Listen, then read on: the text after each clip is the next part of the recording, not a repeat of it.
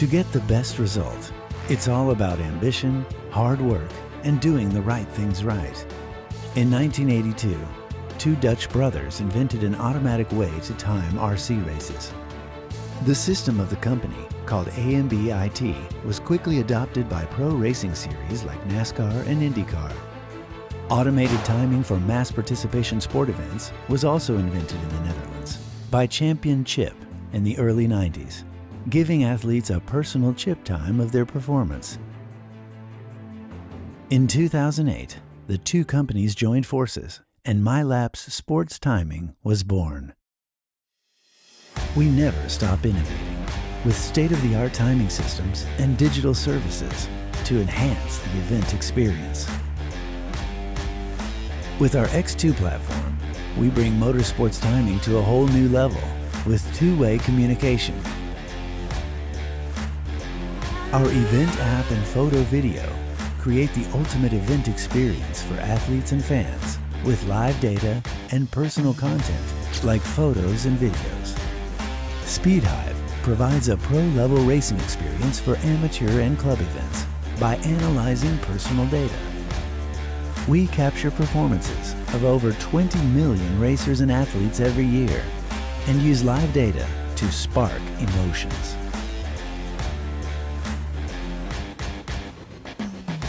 MyLaps. Experience progress.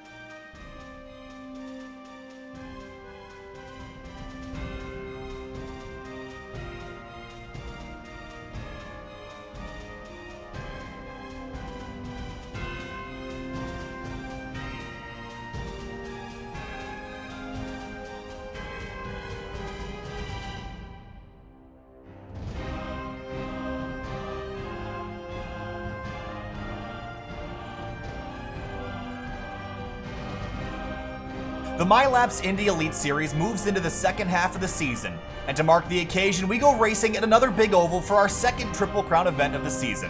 Welcome to the Gold Peak T300, and for the local refresh Triple Crown sponsored by the Coca-Cola bottling plant of Kokomo, Indiana, we run 150 laps around Michigan Speedway. High speeds, intense action, and breathtaking moves could set off the spark of a championship run. We come off of our closest finish of the season a few weeks ago at Mid-Ohio. Can we get even closer this week in round number 7? Welcome to SimTV. My name, of course, is Kyle Heyer, joined tonight by Finian DeCuna. Finian, Michigan Speedway, high speeds, 2 miles long, the second Triple Crown event of the season. Double points on the line tonight. This could be a major shifting point in the points picture as we head to the second half of the season. Yeah, and it still is pretty close up into the front. Adam Blocker is just 14 points ahead of Henry Bennett. Bennett, of course, still looking for his first win of the season. Might be able to get it tonight after struggling a little bit last week at Mid-Ohio. We got Brandon Lichtenberg, Andrew Kinsella, and Ray Kingsbury in the hunt. And Ray Kingsbury, too, won the first leg of the Triple Crown at Pocono earlier in the season. So we'll see how his car performs here tonight. So your points picture on the right-hand side of the screen, of course, you mentioned Blocker, Bennett, Lichtenberg, all up inside the top 3. Again, this race sponsored by Gold Peak T, the Gold Peak T 300 night Triple Crown events. Fitting our first one was the first race of the season back at Pocono. That was a wild race. What are your expectations tonight on such a big track with such high speeds and with such hot temperatures as we walk into the night with track temperature almost 130 degrees? Yeah, I think you're going to see these guys being a little bit loose, especially the guys that are running low settings on their wings. As far as extensions and wickers, and there's definitely quite a bit of difference throughout the field as we look, but looking at Matt Kingsbury as he's getting ready to put down a time, there's over 30 cars on the grid, so I believe 2 drivers will be going home. So you mentioned the wicker, and I want to bring some attention to this. At the front of the car right here on this wing section right here. Some drivers are running a wicker on this, which is basically a little flange at the back of the wing, and we're going to check on some other cars during the pace laps to see exactly what other teams are doing. But some drivers will even on the left-hand side of the car be running another extension here. It's called the main plane extension, I believe is what you called it. So all sorts of aerodynamic setups, but again, this whole area is going to be set up differently depending on the driver. How much downforce do you want here, Finian? Because low drag means high speed, but also means in the corners you're going to be losing out and potentially understeering.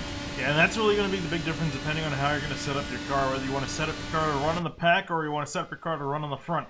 Imagine the guys that expect to run in the front will be running low drag, while guys are going to be that plan on running the pack are going to try to get more downforce on these cars. So qualifying almost complete, 4 minutes left. Most of the drivers have already actually come through and laid down a time. Right now, Rob Powers is at the top of the board. Henry Bennett is still on track. Let's take a look and see what he's running on his nose. And he's also running without a wicker. That's not too surprising considering it's qualifying for these guys, so I imagine they're going to get rid of any extra downforce that they don't need. They can definitely go full throttle at this track, as you can see with Henry Bennett, without adding any wicker to it. So they're not going to have it for qualifying, but definitely in the race, we're going to see a lot of guys trying on different things. Of course, I want to bring your attention also down to the bottom of the screen here. This is the onboard camera here, or the onboard graphic. And you see the speeds that we're running, 223 miles an hour on the low drag right now for qualifying. We're going to see speeds even higher than that in the draft right now as we head to the green flag here in just a couple minutes. So 150 laps, Finian. How aggressive are you going to be at the start, and how much of this race do you think is going to be a long-run game? Actually, as we say that, Henry Bennett goes to the top of the charts and will be starting on pole for this race. Wow. The long-run game, short-run game. I predict this race is going to get spread out. We just saw the Fuel IndyCar Series run Fontana earlier this week, or last week rather, on Thursday night, and that race spread out, had quite a few long green flag runs. I don't expect a whole lot to be different here tonight, but I think the open setup nature of this series is going to lead to a lot different running of a race than we saw on Thursday. So I think we're going to see some strategy maybe play out with some adjustments over the course of the race as well. You have the opportunity to make your car better. And as you look down at the racetrack, there's already a lot of rubber built into that racetrack. So there should be a lot of grip, even on the high side or even the low side through the corners.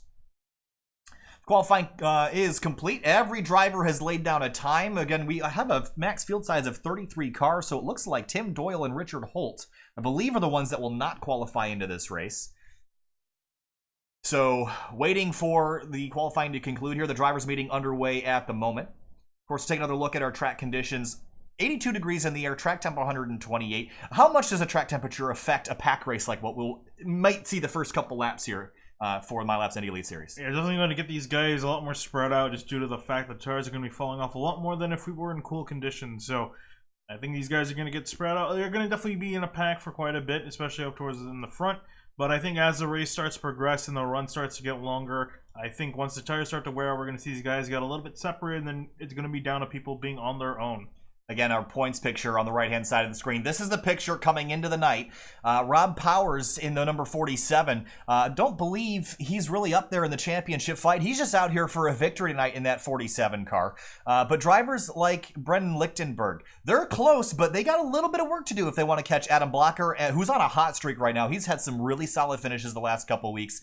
Joshua Chin in the 93 almost won last week at a couple weeks ago at Mid-Ohio. So we really expect him to climb up the points running here relatively soon. David Adams in the 88, remember he was our Texas winner in one of the Spark, or actually that's a Sadie machine, and he's currently 9th in the standings, 99 points back from the leader. Yeah, and actually going on back to Adam Blocker up in the front, other than Pocono, his lowest finish is 4th. It's pretty impressive. Yeah, in the rest of the 5 races, finished 4th at Gateway, 3rd at Texas, 1 Laguna Seca, finished 2nd at Phoenix, and 3rd at Mid-Ohio. So he's been very consistent on both sides of the of racing the oval and the roadside in IndyCar. So he's been doing a really good job in both disciplines to keep himself in the front. So he's going to be really hard to beat here. I think we've definitely figured out who the top runners of the series are. I think the point standings have shaken out quite nicely. I really haven't seen the Kingsbury brothers performing all that great lately, especially Mid-Ohio. That was a disastrous race for Matt in particular, spinning out on the pace lap. I think that was Matt that spun out on the pace lap. I think Ray went for a loop here and there as well. But the top 4 right now in the points, I think those are your championship favorites. Kinsella's also been pretty up there as well. I expect him to be competitive tonight. Lichtenberg, Bennett, and Blocker, though, those top 3 have been dominant all season long. I don't think a lot will change tonight. And Henry Bennett, he's second in the points. He starts first tonight as qualifying is complete. And Adam Dock in the 12 is going to start back there or up in the front as well. So getting ready to go racing. 150 laps if this race goes green to the end, an hour and 20 minutes. It's 7:25 here on the East Coast. That means that if this race goes green from start to finish, we should be concluded at around 8:50 to 9 o'clock. So not a short race by any stretch of the imagination, but not an endurance event either. So you don't have a lot of time to mess around. If you want to get up to the front, you got to go. Yeah, and we got the guys starting to grid down on pit road. I love how they grid up here, Finney. It's cool to watch as the pace car lines up and everyone getting aligned. That is the 74 of Blocker in that blue and black car. That's right at the front of that shot here. And let's see how the track conditions have changed. Not really. They're exactly the same as they were in qualifying, so expect that not to change a whole lot. Not a huge wind either. Sometimes headwind and tailwind can be a big factor at Michigan Speedway. Only 7 to 8 miles an hour out of the west really shouldn't be a big factor. Clear skies, which means we might see the track heat up. We've really never seen it rise above 138 or so, but I expect we might see that get even hotter with the track being so freshly repaved as well. Yeah, that too, and especially once you guys get up to speed, they're really going to be putting a lot of heat from their tires down on the surface, so it's only going to get worse as far as track temperature is concerned as the night goes on. Let's roll through our starting lineup, the grid for tonight. On the front row, Henry Bennett in second place in the points. He's from the UK, and the 007 starts alongside Rob Powers from Indiana. And moving on back to row 2, in third place, we're going to have Adam Dock in the 12 from Texas on the inside. Outside him, Riley Thompson in the 58. From the Mid-South, he'll be starting in 4th. Riley Thompson been on a hot streak in other leagues as well, so maybe he'll hit one this week. Joshua Chin in the number 93 starts in 5th. He almost won Mid-Ohio a few weeks ago. Adam Blocker in the 74. As you mentioned, he's had a really solid season. Now he'll start in 6th. Jeff Drake in the 92 from Michigan, so this is a home race for him. He's going to be starting on the inside in 7th. Outside of him, Andreas Eich in the 76 will be starting in 8th. Chad Simpson, one of the Spark VR machines, starts 9th in his number 42. He's from Texas. Liam Quinn from the UK starts P10 in the number 44. You see the cars starting to roll off as we look at Dakota DiCienzo in the 43. We're starting inside. Outside of him, 31 of Tony Schowen in 12th will be starting, completing the row 6. So the field rolls off. We're going to let the rest of that scroll on the bottom of your screen. What I did want to do is roll through some of these cars and just check out what they're running for aero on the front. You mentioned the Wicker. This is going to be a big story, adjusting your car, staying on top of adjustments all night long.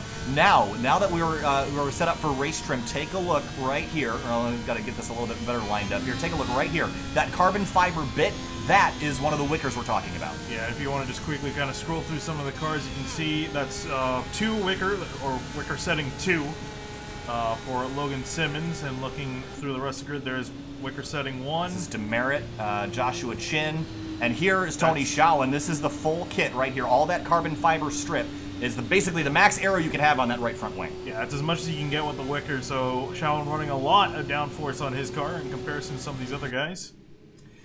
So, adjusting on your car, playing the long run game, points racing now, knowing where you are in the points, knowing what you need to do to get yourself in position for the point structure. 150 laps for the Gold Peak T300 tonight. 150 laps, 300 miles, as the field rolls through turns 3 and 4.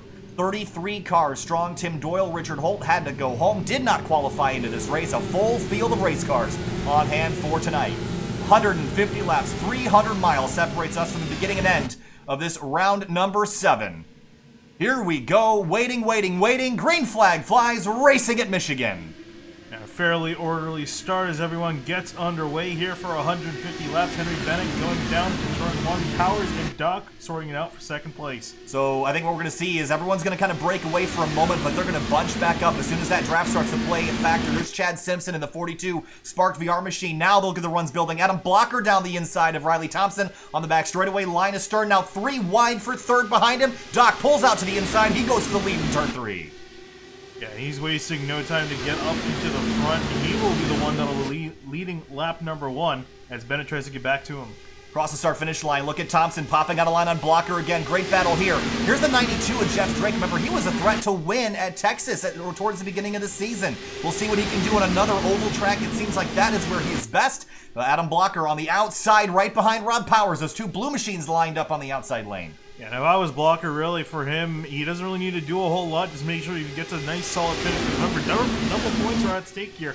While you can get double the benefit, you can also get double the loss if you wreck out here. That's a very important point. As you mentioned, you can double up on your victory points tonight, but if you crash, everyone else basically gets a 2-race advantage on you. And halfway through the season, some drivers just cannot afford to have that happen to them. So through 1 and 2 again, drivers needing to offset themselves, trying to find some downforce here, but now the 007 of Henry Bennett, the pole sitter, gets lined up, goes for the lead down the back straightaway. He's trying to take his #1 spot back from Adam Duck. He'll be able to do so. He's got his teammate in third, Adam Blocker sitting in behind. Also got Rob Powers, Andreas Ike, and Joshua Chin in your top 6. On the front straightaway now, speeds well over 220, some even nearing 230 miles an hour. Doc down the inside, trying to carry the momentum. He goes to the top spot. It's a hornet's nest behind him. Look at Riley Thompson, middle 3 wide, entering turn 1. And on the inside, I think that's Andreas Ike in the 76, had a disastrous race at Mid-Ohio, almost lost control at the exit of turn 2. Yeah, he lost grip on the inside lane, and also there you see to the inside, it's Chris Stover in the 13. Trying to make some moves to the inside of Chad Simpson and also Jeff Drake. Yeah, Christopher is a previous winner at this racetrack, so he knows how to get it done at Michigan Speedway. There is, in front of them, that is the 13 car. As you mentioned, Stouffer with that blue and black monocoque body. Now Doc, he still holds the lead, goes to the middle of the racetrack trying to find some grip. The field staying relatively bunched up. Pretty much all, the entire top 30 all within 3 seconds. You know, incredibly close for the field so far. Haven't really lost a whole lot of drivers, but up in the front, fairly orderly, all things considered. Yeah, Henry Bennett goes back to the lead in that 007. He's super strong, but Doc, this is going to be a slingshot maneuver. Back and forth until the tires start to wear out. Then we'll see people start to play the long-run game, settle in line where they belong. But right now, everyone thinks they belong at the lead, and Doc is showing right now that I think he's the one that wants to be there. Yeah, Adam Blocker being very patient too. Haven't seen a whole lot of movement out of his car. I think he's just kind of pacing this, knowing how it's going to end up. And here we see Joshua Chin trying to move himself up into the front. Yeah, started in 5th, hasn't been able to grab any spots yet. Now he's 4th as he gets by Stouffer, but here comes Chad Simpson behind him right on that rear wing, trying to use the slipstream to get on by. For the lead, we're going to see a lot of this side-by-side action, especially if we get some restarts later in the race. It's going to be difficult to break away until the tires start to wear out. Joshua Chin slots into 3rd right in front of Chad Simpson. Now Bennett pops out of line again. Yeah, he's been trying to get this away, but Doc keeps getting back on him, but Bennett's going to slide up in front of him. Take the lead back yet again. Here comes Chad Simpson in that 42 car, that red and white car on the inside. Yeah, Simpson's clawing his way forward right now. There he is. He started the night in 9th place, up 5 spots already as Doc pops out of line, goes back to the top spot. Look at Blocker, a big dive down into turn 1. Yeah, he's going to get 2 cars. He's going to get past Simpson and also Chin. He's got Chris Stouffer in behind. Stouffer making a slow but steady charge to the front. It's all drafting right now. People trying to find downforce to their race cars. And if you don't have it now, I mean, you're going to get an opportunity to work on your car, so I wouldn't panic just yet. Yeah. I mean, you got a long race ahead of you, but at the same time, you know, some drivers might be realizing right now that they totally missed the setup for the race. It's totally different how your car will drive by itself versus in traffic, and some drivers towards the rear of the field might be freaking out, thinking they might have missed this setup. Yeah, and that's the big thing, too, is that you really had to get, especially it really helps if you're with a big team. Whoa. Is trying to figure out how your car is handling in behind quite a few others to get an idea of how it will be in the pack. And if you weren't able to get that kind of practice, your car is going to be not entirely set up to race in this pack. That was Ray Kingsbury. You saw all over the place in the back straightaway, up 10 spots from his starting position of 22nd. He's in 12th now as he comes across the start-finish line, so he's on the move. And this is a driver that needs a run. He's actually doing quite well in the points. He won the season opening round earlier in the season. We right on board that front wing, got just a little bit of wicker to help out with that downforce. Look at the 3-wide battle in front of him for 9th spot. Really just a matter of being patient at the moment. Don't do anything crazy, especially because we're gone green for 10 laps. And the field's starting to thin out just a little bit. You guys are starting to get single file. So one thing I'm starting to notice is drivers are navigating their way up the racetrack. And I wasn't exactly sure what line we'd see these drivers run. But looking from up above, it seems like there's a lot more drivers running the high groove than the bottom, at least in 3 and 4. I don't know about 1 and 2 just yet. Yeah, I think that's a matter of guys just being conservative, because remember, the track temp is really, really hot, and I think these guys are just running the outside lane, less work on the tires, keeps gripping them for longer. Christopher up to 5th. Bennett back to the top spot. He and Doc have traded the lead too many times to count, at least, okay, well, not at the start-finish line, but enough times over the course of the lap, so one official lead change. As the 0-0 of Henry Bennett loses the lead again to Adam Doc. And here comes Chin to the bottom. Chin's looking extremely strong right now in that 93. A heartbreaker a couple weeks ago at Mid-Ohio, and he's really hungry to get a victory. Yeah, he seems to be one of the only guys being really persistent on that inside lane. Some guys have only been using it if they want to make a pass. Speaking of which, here comes Blocker and his teammate Bennett to the inside now for second. And Christopher again. We mentioned earlier that he won this race in a past season, and whoa, look at the duking and diving as they head down to turn 1. Bit of a block, bit of a check by the leader, the 12. And this is going to put into question, especially if we get a late race restart, this will put into question, are you willing to make a block and risk getting a penalty? Are you willing to do that for a championship? Speaking of which, there's some blocking in the background. Branch throwing a block on Ray Kingsbury for around 9th and 10th place. Yeah, look at the cars all stepped out of line. They look like a messy Blue Angels formation on the back straightaway, trying to get lined up. There's the 75 of Logan Simmons right in front of Joe Branch and the 25 of Ray Kingsbury. And Chad Simpson in this 42. Again, I want to keep an eye on how he does today. Shot out of the cannon. Wow, look at the 12 elevator, top to bottom out of turn 2. From the wall to the white line. What a move there. He's going to take the lead back from Blocker. Easily going to get it done. Blocker back in second, but he's going to get a nice run on the back of the 12 here. Might be able to get him to the line. Here he comes. To the start-finish line. Who's going to get there first? If that was the end, it would have been Blocker by just over a nose. I still don't know if that would have been closer than Mid-Ohio's race a couple weeks ago. That was a drag race to the line. Kingsbury in the middle of the Hornet's Nest right now. He doesn't want to be here. He wants to be up in front of all this, but he's stuck behind the 92 of Jeff Drake. Now he's going to shoot to the gap in the middle, and now he's got some room to race up behind the 42 of Chad Simpson. These guys are really going fast around here. Some drivers going over 230 miles an hour into the corners. Right on board with Kingsbury here, 217, 218. Using the slipstream now. He's out of line. If you look at Simpson, he's going 231 miles an hour off into turn 1. Still could probably get some more here, but yeah, he's really going fast once you get that slipstream. You saw it was nearly a 10-mile-an-hour difference, which is really big. Yeah, he might actually eclipse that right here. 230, 231, 233, 234, 235 miles an hour. That is insanely fast here. Yeah, and because these cars are a lot more slipperier and have a lot less downforce, these are some of the fastest Indy cars in IndyCar history, if I'm not mistaken. Really, they're much faster than the DW12 on the in a straight line. Well, so the DW12 was really built on pack draft racing, yeah. And the direction change by IndyCar was essentially, let's give these guys less downforce. Let's make them drive the cars again. Basically the opposite of what NASCAR did this year. And you know what? It's made for incredible racing, but what we don't get the advantage of in real life is they won't racetracks like this. And there's a good reason for that, because 235 miles an hour is insanely dangerous, and not a lot of drivers would climb in that car and willingly do that. But here, yeah, there's no reason not to. Yeah, and that's unfortunately the reason why we lost Pocono this year for the actual IndyCar season. See Blocker go to the inside of Duck.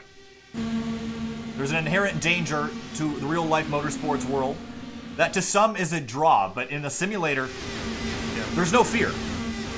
It really is. The only fear is ruining your own race, but currently a lot of guys in the front don't really have that fear, and they've been pretty respectful. I haven't seen anything too drastic of these guys. They give each other quite a bit of room. Been very clean, very clear for 18 laps. Every single car that started the race is still running. One driver that I'm a little bit surprised about at the tail of the field was Andrew Wood. I'm not going to pull there now because we've got a battle for the lead. He was actually running in the pack, so something definitely happened and maybe got loose off of one of the corners, because he's currently 9 seconds behind. Oh, you see some damage on that front wing. Yeah, you're right.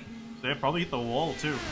Yeah, definitely got into something. So this is actually the winner of the Fuel IndyCar Series from Fontana last Thursday on SimTV, and won a dramatic finish that was kind of hotly contested because the caution came out and iRacing declared him the winner, but the video showed otherwise. The other driver that he was racing was actually headed him at the time of caution, but the 32 was declared the winner.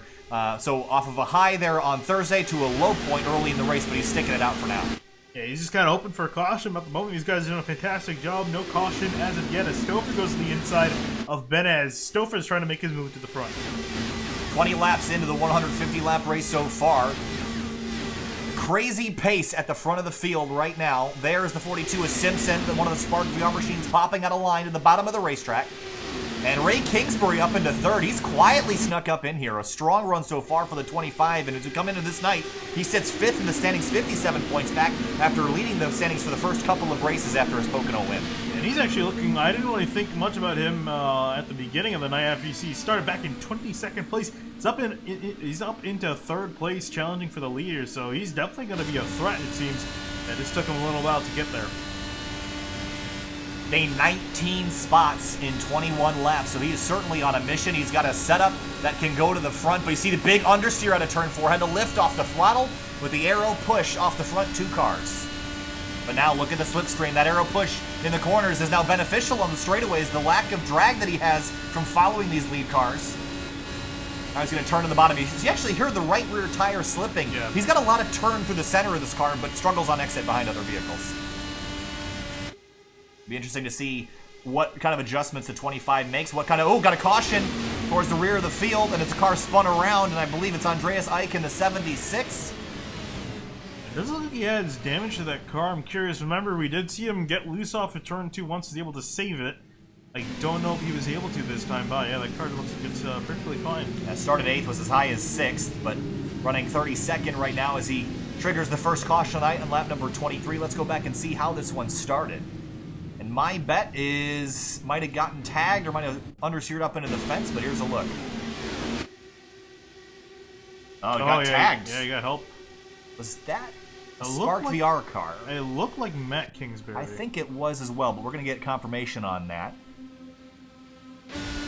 The Yeah, 21, that's definitely Matt Kingsbury, yeah. Matt Kingsbury, yep. Right on board the 76. And the 76 had to lift. I think he was struggling with some aero wash here. We'll go back and look from Matt's perspective, give him the benefit of the doubt here. But, you know, you don't really expect someone to lift on corner exit. I mean, what are your thoughts on that? I think it's just racing incident, but... Yeah, you kind of have to try to predict. Obviously, you don't want to assume every single time that the guy's going to let off. Yeah, it's pretty hard. It was close quarters there, but, I mean, it is what it is, unfortunately for Ike.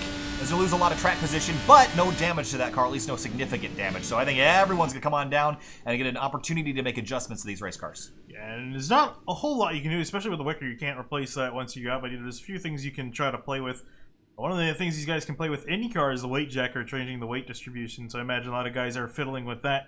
You can go 20 clicks up, 20 clicks down to figure out the cars. You got a lot of fine-tuning there. So a lot of cars making their way into their pit box now. Again, you're watching the Gold Peak T 300 from Michigan International Speedway, a double points event, the triple crown here in the MyLaps Indy Elite Series. If you want to find out more about our sponsors, you can check the links in the video description. But Adam Dock will come off of pit road in first as the rest of the field. This is a very crowded pit lane here, Finian. And you see the background, Matt Kingsbury, and I think that's Christopher Demerit. Maybe a little bit of contact leaving pit road. So setting back up for the restart. I think everyone got an opportunity to feel out their stuff. What adjustments do you think you'd make at this point? Is it too early to make adjustments, kind of gearing for the end of the race? I think these guys should have enough of data to try to make some adjustments, you know, trying to see how the car is handling. Especially if you find yourself mid-pack, you know, where's the car getting tight? Getting tight on entry, getting tight mid-corner, you know, getting loose in certain parts, you know, especially also, too, what happens to your car when you're right behind something. So some guys might want to do some fine-tuning. They got a chance to really test this car out during race conditions. See how they're able to fare with that. Yeah, so another thing drivers can do inside the car is adjust that weight jacker to help the car turn. But we saw it at some raceway a couple weeks ago. Drivers that were adjusting the weight jacker were just flat out crashing. Yeah. These cars are on a nice edge at high speed. So if you adjust, you can over-adjust the car pretty easily. So you might be fighting understeer, but you have to resist the urge to adjust that weight jacker, because then if you get in another situation, you might spin yourself out. Yeah, you really gotta, that's one of the things where you might want to do maybe one click. Like I said, you got about 41 different options with it, 20 up, 20 down at neutral. So I want to just kind of go easy with that and make sure that you're not over-adjusting, because obviously, like I said, you can easily just spin yourself out if you're not careful with the way you're playing with it. 25 laps into this 150-lap race, looking down at the 2-mile Michigan Speedway. This track got repaved back in 2012, and since then, it's been really a high-speed highway for action, not only with these Indy cars, but also with the stock car side of things. It's been drastically more entertaining with the new package. We saw that Fuel's Cup Series, the Mission 22 Cup Series, back at the beginning of the season. They started their season at this racetrack. How wild was that? 4 and 5 wide coming to the checkers. Something similar tonight, for sure. Yeah, definitely. Especially if we got a short run to the end. These guys have definitely been holding it back, as it seems, on the start. Again, taking this as a long race. And we got a pretty solid green flag run, and I expect we'll probably have much of the same here, especially since some of the guys have made their runs to the front, including Ray Kingsbury in the 25, sitting in third with a very strong car. So Doc, Blocker, Kingsbury, Stouffer, Bennett, your top 5. Then it's Simpson, Simmons, Shawan, Chin, and Joe Branch, the rest of your top 10. Then it's Drake, Powers, Thompson, Walters, Quinn, your top 15. Coming to the restart on lap number 26. Still about an hour of racing to go if it goes green to the end from here. Always a possibility. So get your long run game ready, because if we get spread out, that might be the case tonight. MyLaps Indy Elite Series Triple Crown event. About to get launched green once again. Doc in control of the field. Green flag back in the air, racing again at Michigan. Slow roll for everyone else in the bag. Very spread out immediately, but it's not going to be for a whole long. Adam Blocker's going to get a huge run on Adam Doc. But what does he do with it in that 74? Yeah, so again, on these restarts, we tend to see the field spread out, but then they're going to accordion back together as that slipstream increases in intensity. And look at Blocker all over the rear wing of the 12, but nowhere to go. He's boxed in. Here comes the 25 of Kingsbury down to the inside for turn 3, and Stouffer up the middle. Stouffer wasting no time, seeing it as a perfect opportunity to pass 2 cars at once, and indeed he does that. He's going to try to attack Kingsbury here. He's going to go to his outside for the lead. Kingsbury stayed right against that white line, didn't want to give the preferred line away. On the initial restart, you've got enough tire that you can stick right around that yellow line all the way around the racetrack, but as the laps tick away, you're going to lose that turn in the car. So Kingsbury being defensive right now, but as the run goes on, your options will run out. Stouffer down to the inside now. He's gotten there, and he's going to take a run into turn 3. Stouffer going to go to the lead for the first time. Will he be able to lead a lap? Also as well, we'll have to see here as Adam Doc's got a huge run on him to the inside. He will go. Yep, drag race to the line. Who leads this lap? It's going to be Doc by a nose. And Kingsbury slips to 4th. And here comes Chad Simpson. A couple of Spark VR cars working the way into the top 5. Yeah, they've kind of found their way up there through the order. Nose to tail. Doc slides up. The 13 as Stouffer's got a run down the back straight. Drag race down the back straight towards turn 3. Here comes Simpson. Does he choose 3 wide or does he stay in line? I think he's going to be a little bit patient here. No need to force the issue just yet. You see Adam Blocker really loving that high line. He hasn't really left that for the most part unless he's really needed to. Stouffer across the line leads that lap by just a nose. Comes on through. Now Stouffer's going to tuck back in line behind Doc, working their way through 1 and 2. And now the field is really bunched back up. It looks like a Talladega race right now on the back straightaway. Yeah, these guys going back and forth as they were earlier. And there you see Henry Benning getting put 3 wide with Joe Branch. Scary moment for the pole sitter. He's been struggling once he's gotten back in the midfield. Really hasn't been able to move forward. Well, you know, sometimes you make your setup on the contingency that you'll be out front. The handling differences are huge between when you have air on the nose and when you don't have air on the nose. And right now, he's struggling in traffic, needs that clean air on that front wing to make that car turn. Out of turn 2 now, Doc with the run. He's looked really strong. He's been out front for most of the race so far tonight. Now Stouffer gets a run. Here comes Simpson down the inside. There they go, 3 wide for the lead for a moment. But you see Stouffer going to get a nice run off the corner to compete with the 42 as they're going to be side by side on the line yet again. Stouffer leads that lap. Here comes Logan Simmons in the 75 into the picture to the inside of Blocker. Now Stouffer and Simpson pull even with each other through 1 and 2, but look at the run the 42 gets. He's going to try to clear the 13, but now Stouffer rolls the outside, carries the momentum, side pod to side pod down the back straight. Riley Thompson showing his nose to the inside of Simmons for 6th. Yeah, in the background too, he's trying to make some moves up into the front. Fell back to around 10th place, is now making that climb back forward. Started in 4th tonight. Haven't really seen him in 4th. Actually dropped to 6th on the opening lap and was never able to run any higher than that. But watching a 5-car battle for the lead and waiting to see where he wants to stick his nose. Whoa, big bobble by the 25. Oh. He's loose, out of control on the back straight. Yeah, and you saw him there. He almost clipped the apron, got out of the throttle, got some off-throttle oversteer. And the car almost looped around on him, but he was able to continue. Yeah, lost a lot of momentum and a lot of spots in that process. Back to 9th place, might even lose 9th to Tony Shawan, who's got to run on the outside lane in that 31 car. 32 laps complete. Brendan Trost in the 66, taking a look at the points picture. He's not up in here, but Brendan Trano, I'm curious where he is, because I haven't really seen him all night. Is he even in the field tonight? He might not be. Don't see him. I haven't seen his name yet. So a couple of the Brandons not really having a great point season. Chad Simpson is sitting as tied for 13th in the championship, and he's doing what he needs to do tonight, running up inside the top 5 and vying for the lead here. Whoa! 3 wide there. See Simpson going to the outside. Stouffer in the middle, 3 wide, and actually 3 wide for the first 2 rows. Oh my goodness.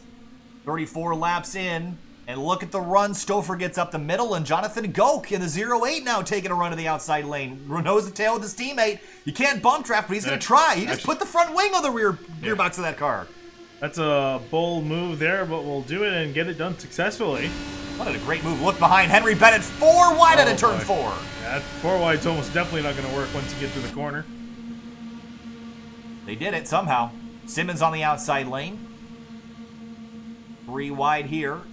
And behind again, 3 wide with Shawan, Branch, and Bradley Walters, one of the Sadie machines in the number 56. But up front, it's Goke and Simpson. And Spark VR's got a strong start tonight. Yeah, they're really flexing their muscles here early on. They've been work a couple of their cars up to the front. And now everyone's going to try to get settled in again. The long run game you're going to start to play. Getting yourself in position, getting comfortable. I see Andrew Kinsella has worked his way inside the top 10 tonight for the first time in that 14. He started in 15th. Now he runs 7th. He's also trying to join his teammates, the Adrenaline Motorsports guys, Bennett and Blocker. He's actually gone past Blocker, who's fallen back to 10th place. Goke and Simpson trading spots, leapfrogging back and forth, and Stouffer, Bennett, 3rd and 4th, Thompson, Kinsella, Simmons, Kingsbury, and more. Adam Dock has slipped to 9th. This 12 car is going backwards right now. Maybe he went the wrong way in an adjustment. Yeah, him and Blocker, too, have just gone back a little bit. I think they just lost some momentum trying to probably start their charge back up to the front now. The leads kind of spread out quite a bit. There's been a lot of action midfield, however. Joe Branch back in 14th, and there's a duo of Sadie cars. That's Walters and Simon Bryant. David Adams is just behind as well. So there's actually a trio within a couple spots. Christopher Merritt in the 144, incredibly strong at Texas. And trying to find his way forward tonight. Started in 30th, so he actually almost didn't even make the field, but he's there now and up to 17th. Yeah, moved quite a ways through the field. He was actually getting past Texas winner, David Adams, in the 88 and 17th. Front has grouped up tight again. Simpson and Goke still lead. Stouffer, Bennett, Thompson. Love the sound of these IR-18s. Tony Shawan in the 31. He's been the driver with all the bad luck this season. Hasn't really had anything go his way. Took a wild tumble at Texas. Trying to get some victories under his belt. We know how talented he is at Pocono and a couple other racetracks. He was fast enough to win. Things just didn't work out. Ended up crashed a couple too many times. Running 15th right now.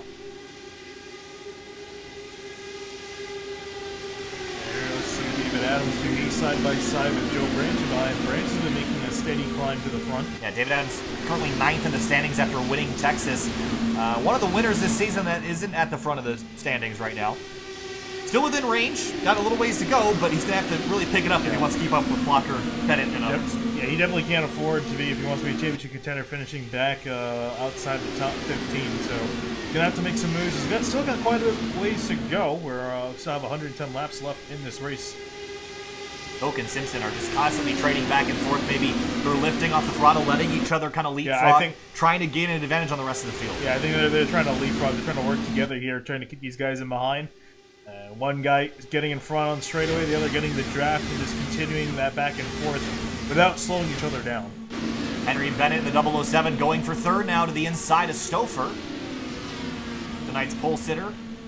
Ooh, got a little tight on the inside. There goes Stouffer right around the outside, and Kinsella follows him through. That 14 car is on a mission right now. He's flying forward. Yeah, he's made some really good moves to get himself up in position. He's going to look to the inside of Stouffer. But I can't get to the inside quite just yet. Looking behind him. That's a kind of a big danger in the mirror. Here comes Ray Kingsbury, who's finally getting some momentum back after that big slide he had on the exit of turn 2. So Spark VR trying to capture the top 3 spots, but Kingsbury slips again. He's really struggling. I can't tell if he's loose or tight because he's been both so far. I think he's definitely. I think he's been getting a little loose on that inside lane out of turn 2. That's definitely a trouble spot for a lot of guys. Keeping that car down there. The back end starts to kick out. Whoa! Yeah. Adam Dock slides way up the racetrack in turn 4. Kingsbury might have had to lift for a second. Blocker back in 8th. Been very cyclical up at the front of the field, and I don't know if anyone's been particularly dominant. Thought Adam Dock would be the driver to beat, but he slipped back to 6th and hasn't really gained any spots since then. Yeah, these guys haven't really done anything. Maybe they're just kind of happy, being in the top 10, right in behind the leaders, just kind of waiting this out, seeing how the pack evolves. But really, the 42 and the 08, Gok and Simpson have been having a stranglehold on the field. No one's been able to get past both of them. Good teamwork here. Now the 25 to the outside of Kinsella. Great move there to carry the momentum. Will drive right on by as if Kinsella was stopped, and Adam Dock's going to follow him through and bring Blocker with him. So Kinsella gets freight trained on the outside lane. Blocker way up high, almost rim riding around the wall. Kingsbury really tight through 2 that time, and that's going to let Dock right on by Blocker, and Kinsella's going to try to fight back as well. So Kingsbury up a couple, down a couple, 1 step forward, 2 steps back. Yeah, it seems Kingsbury has a good car on his own, but once he starts to get into traffic, it's really where his car starts to struggle. And just cannot keep up with everyone else, especially through the corners. And really, turn 2 has been a struggle spot tonight. Look at the straightaway, though. Without a draft, he's actually out pulling the 14 at Kinsella. So is he running a low drag package, I wonder? Well, he's got 1 wicker on the car. He's got 1 wicker, and if we look at Kinsella, to the outside of him, he's got a running full 3, yeah. So again, that's that carbon fiber piece along the middle bottom of your screen. And that's showing you the difference in speed. It matters what setup you choose here. And while these cars might be in a similar place on the racetrack, they're driving very differently right now. Gok. Whoa! Ooh, Doc slipping and sliding on the apron. Lost a lot of grip there. Is there a problem? He's still out of control. Into the fence on the inside lane. He's done. Just like that, one of the cars that was dominant early led 17 of the first 50 laps, dropping down the order. What happened to the 12? I think he was trying to take advantage of the apron. I want to go back and look about a half a lap. Did he get in the wall? I mean, it looked like it was damaged. Like, he was out of control as if the car was crashing. I think what happened is he was trying to take advantage on the apron.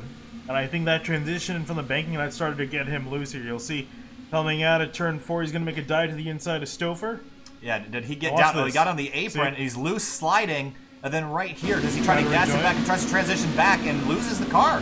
Out of control and just grinds to a halt on the safer barrier. What a disaster for Doc. That will be the night over, likely for him. Even if he gets that car back out on track, it won't be competitive from here on out. So one of the most competitive cars out for the night. That leaves Blocker up front. Chad Simpson falls to 4th. Now Kinsella up inside the top 5. Gok goes back to the lead. Blocker and Gok fighting for the lead, as well as Stouffer in there. The Spark VR guys have their little parade up in the front that's kind of been broken up. And you're watching the Gold Peak T300 from Michigan International Speedway, the second of 3 Triple Crown events in the MyLaps Indy Elite Series this year. If you're interested in knowing anything about our sponsors, MyLaps, Coca-Cola bottling plant of Kokomo, Indiana, or any other of those sponsors, make sure to check the link in the video description. Thanks so much for watching as Gok goes down to the inside again. Watch that apron. It took out Doc. He can certainly take out somebody else. Yeah, I think, again, these guys don't have enough downforce to really try to make that transition there. I think these cars are way too on a nice edge to really transition off the banking like that. So you got to be very careful. As you saw, he clipped the white line, so he really did get really close. Kinsella in the 14 is up to 4th place. Remember, we talked about his start. Started 15th tonight. Took him a little while to get here, but now that he's here, he's looking really good. Now, I see Todd Novosad in the 34. That car is destroyed. He's had an incident. We're going to go back and see how this happened. And this is same place, really. Yeah. Big impact. Go back and look again. All by himself out there on the racetrack. Might have been struggling with the handling of this car from the beginning of the race. And out of turn 4, does he get in the wall? What happens? I think just got low, maybe a little bit too low. Just grabbing people, that apron. And same exact spot, just a different outcome. Oh. So a second car taken out by the front stretch apron. Look at this Hornet's Nest. Bradley Walters in that Sadie 56, chasing Ray Kingsbury, Riley Thompson, Henry Bennett, and more. Christopher DeMerit in the 144 is up to 6th place. He was nowhere close to this on the previous run. He's flying right now. Yeah, he's starting to make some really good moves up to the front of the field. So we've seen a lot of comers and goers to the front of this pack. really the top fives look different almost every other lap. Through turns 3 and 4, Gok gonna slide across the nose of Blocker. Blocker will go back to the inside on the front straightaway. Kinsella to third. And I think this 14 car is gonna be your leader in a short moment and actually the top 4 are broken away from the rest of the field. So this is gonna be big for these guys to try to expand upon this gap, because this race is looking fairly green for now. This is the longest, or at least approaching the longest run of the race so far. Yeah, again, we just passed the 33% mark, so a third of this race is over. The first 100 miles out of the way. Here comes Gok back to the inside of Blocker for the lead. Stouffer sits in fourth, and again, past winner at this track in this series. Just kind of waiting in the wings for something to happen. Right behind him, Demerit up to 5th place now. He's rocketing forward, the biggest mover of the last 15 or so laps. This probably ran one of the fastest laps of the race. Actually, no, didn't, but it was faster than the leaders by 0.4 of a second. He's been closing at a very high rate of speed. 31.712 is the fastest, one of the fastest laps inside the top 15. I think it is the fastest lap inside the top 15 of the race so far. So he's got a lot of pace, just hasn't been up at the front yet tonight. Look at the checkup by Stouffer. I think Stouffer's car is starting to fall off a little bit. You see Demerit taking advantage of that, goes to the outside of that 13. I think Stouffer's about to be freight train here unless he can find a place to that outside lane. He's got Chad Simpson to his outside now. Yeah, Chad Simpson kind of burned off his tires, I think, on the beginning of that run, fighting with Jonathan Gok. I don't really know if they were battling. They were kind of just doing that leapfrog back and forth, but either way, it seems like he's lost some pace in that car, or maybe just kind of decided to hang out back here and figure out something else about the machine. We've seen a lot of position trading at the front of the field, and 19 lead changes recorded in 54 laps. That's quite a few here. And here comes Gok hitting pit lane, slides into pit lane, out of control, but I think he might have gotten it down to pit road speed. Yeah, he definitely did. But that was a very dramatic pit road entry. Ryan Norton's going to follow him down, so about 30 laps into this stint, I think green flag pit stops going to begin cycling now here. Yeah, we'll see how long it takes for other guys to come on down. There you see Adam Blocker to the inside of Kinsella here. Ooh, that got tight. Ray Kingsbury was all over Bradley Walters on the back straightaway. I think Walters is backing off. I think he's going to hit pit lane right here. Yeah, Walters is in, Blocker's in, Stouffer's in as well. Whoa, sliding down to pit road speed. And 55 miles an hour is the 56. He'll pull into his stall right behind another group of cars. And there, that's Jonathan Gok pulling back out on the racetrack. He's going to go one lap down as Kinsella and Demerit drive on by. They're trying to get back up to speed as soon as he can. It's really interesting to see how this all plays out. Don't think it's going to really matter a whole lot when you come in. I don't think these tires are wearing out that much. Here they come down to pit lane now. Does anybody make the... Oh, no! Behind him! Caution is out. Joe Branch involved. It was another car. I think it was... No, it was an orange car. Trying to see who... Flanagan, I think. Joe Flanagan. 53. Oh, you're right. Flanagan, a huge impact to the outside wall, and that's going to change a lot of things about this race, Finian. A crash right in the middle of a pit sequence. Not the thing that a lot of drivers wanted to see. Wow. Dramatic crash here. First actual multi-car accident tonight. And let's see how this happened. I think Flanagan might have just lost it all on his own here. It's Trost in front of him in the 66. Oh, Branch was way slow in the middle of the racetrack, and the 53 crashes into him. A couple of cars escaping, trying to avoid pit lane. Wow! Whoa! Someone came right on through. Tried to miss that. But yeah, I'm not really sure what each driver's intentions were here, but Branch was... I think both of them were coming to pit lane, but Branch was way slow. Yeah, I think... Well, yeah, Branch is kind of following along pace with the guys in front of him. And I would imagine... that these guys are calling out their pit road entry. I would at least hope that they Who was the car, the green car that just made it through that accident? I'm trying to see who that was. But see behind him, there was that crash. Joe Branch, then everyone tries to escape the pit lane area. Wow, that was close. I don't know who that is. I would like to find out. But either way. All right, well, that changed a lot of things. So running order on the left-hand side of the screen. I'm still trying to investigate who that green and white car was. It's not Dakota DiCienzo?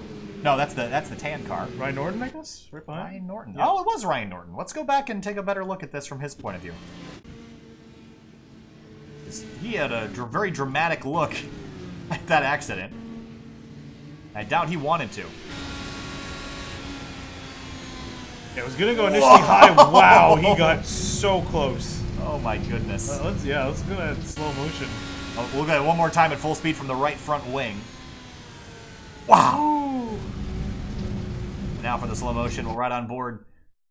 And I think his idea was he's just going to go to the outside, but then saw someone checked up to the outside, had his lane blocked. Yeah, so he thinks he might be able to shoot the gap here. That car fills it. He dives for the inside, and look at, wow, that's Flanagan there.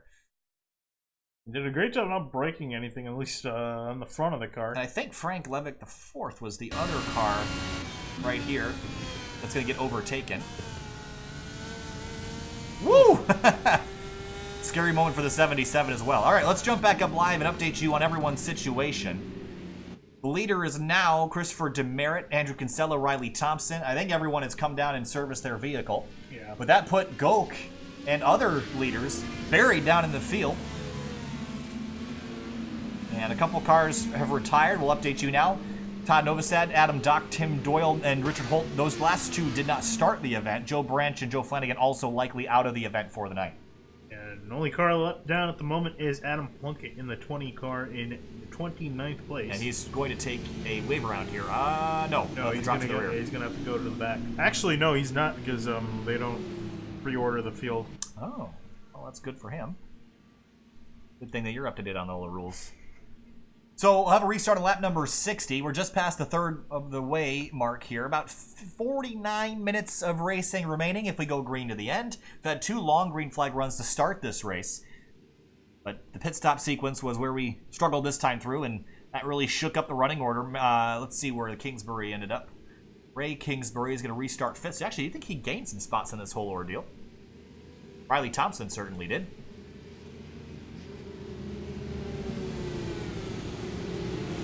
This is really going to be interesting, this restart here. The entire running order has been shaken up. A lot of guys got lucky with that. A lot of guys not so lucky. They're going to have a lot of work to do. This is going to be a very chaotic start and a very chaotic run, I think, with a lot of passing. Everyone's got their cars figured out. Now it's race on. Lap number 60 of 150. Green flag back in the air, and Demerit fires off. Going to bring Kinsella, Thompson, Bennett, Kingsbury with him inside the top 5. Already some guys trying to make some moves in the back. Let's Jonathan go to the inside of Tony Showen for 12th place. Yeah, he's got ground to make up after that whole pit stop sequence caution happened. And for the lead, here comes Kinsella in the 14 to the outside lane down the back straight.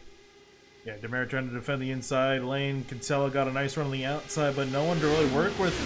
These guys got kind of separated from the rest of the field temporarily. Ray Kingsbury building a run. There is the lap down 20 car. That's Plunkett right in the middle of this. Demerit just pulled on a pit road. Might have had a penalty. Potentially a penalty for the 144. Yeah, stop and go for the 144. Not sure what that penalty was for. Maybe, I don't know what that would be for. Yeah, I don't know what it was for either, but we'll hopefully get that information at some point in time. But for now, it's going to be Kinsella, Kingsbury, and Thompson. Your top 3. 3 wide for 3rd out of turn 4 now. Kinsella leads. Ray Kingsbury up to 2nd. Kingsbury at the line will lead that lap. Comes on through, takes the top spot. Now Stouffer middle 3 wide. Blocker hunts for the bottom. Bennett the pole sitter in 6th place right now. Maybe just feeling out this field. He's going to let Simpson on by. See Tross in the background, that orange car. Bradley Walters, another vehicle in the 2nd group. We've definitely seen a defined lead group kind of run away on these longer runs. And it looks like this time it's going to include a few more cars than it did last run. These guys making a lot of moves here. It's getting very, very chaotic up in the front. Yeah, Plunkett had to back out of that. A little loose on corner entry. Riley Thompson in 3rd now. Kinsella and Stouffer are the 2 leaders as they rocket down the back straight. Thompson also making a move, almost made it in the middle, 3 wide. So now this is kind of the meat of the race here, Finian. It's not towards the beginning, so everyone's got their stuff figured out. It's not towards the end, so not everyone's racing to win right now.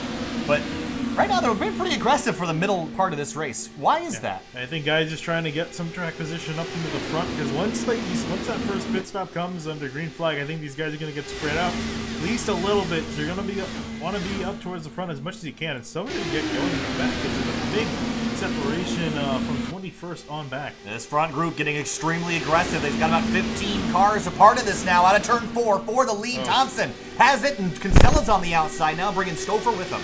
Stouffer almost gave Kinsella a bump there. He was so close up behind him. I tell you, that doesn't work so well in an iRacing. Definitely doesn't work with the pointy nose.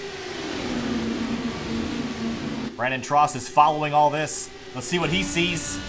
Not much. It's going to be really hard. Remember, too, you see that part in the middle of the screen that's sticking right in front of the drivers. That's very blinding and very hard to look out of. So some of their vision directly in front of them is blocked. You're talking about this piece right here. That's that new addition to the iRacing for 2019. That's to protect the drivers in case of debris flying through the air. And, of course, in iRacing, it doesn't really serve a whole lot of purpose other than to obstruct your vision. Yeah, and also that getting replaced for next year. Next year switching to Halo plus an aero screen for the 2020 car. Yeah, it's been a controversial change. I like how it looks. I think it looks pretty cool. I think the F1 Halo looks good as well, but, of course, two different solutions to the same problem because they're different cars. And the aero screen too was actually a Red Bull solution to the car. IndyCar saw it and said, "Yeah, that looks good to us," and they implemented that plus a halo in the middle as well. So the drivers got to get used to that for next season. Right. So the reason why they couldn't just use the halo straight up is because the F1 design. Whoa! Oh, behind him! That's Joshua Chin in the wall. Big impact out of turn 2. Another car spinning down the back straight. I can't see who that is just yet, but the 93. Big crash. That car's totaled. And it almost looks like it's backwards, and it's dragging the left rear tire. Yeah, that car's done for today. See right here, that whole rear tire is not even rotating. That tells me that's going to be a retirement. Third caution of the night. This one for a big accident at turn 2, and I don't think I've ever seen an iRacing team so destroyed. This is why they need those safety enhancements, Vinny. So let's go back and see how this one started. And unfortunate for Joshua Chin. So he was running right next to Tony Schowen. Schowen to his inside. Oh, Schowen pushes up, tags the 93, bumps off of him. Was it Logan Simmons, the other car? I think it might have been. I thought it was too. We'll take a look. I believe it was a 75. We're going to take another look here. But let's go back and just look at this in slow motion because I think we need a little bit better of a look exactly how this started.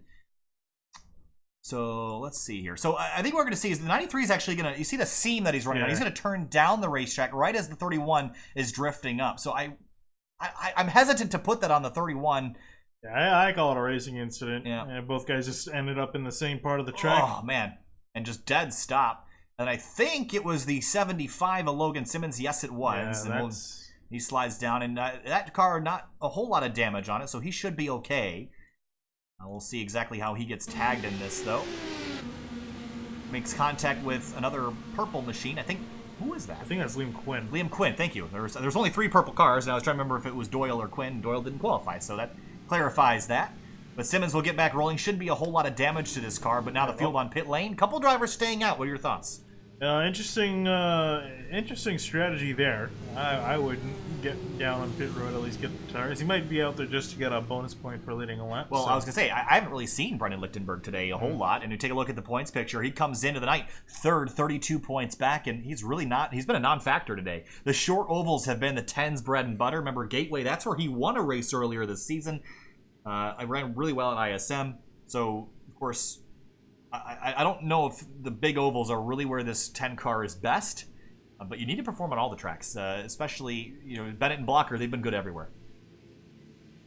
Yeah, so we'll see what some of these guys up in the front do before they come into pit road. That was actually this caution was actually a big benefit to the 144 of Chris DeMary, who's currently in 3rd place. Yep, and Adam Plunkett should get a lap back in all this. I hope.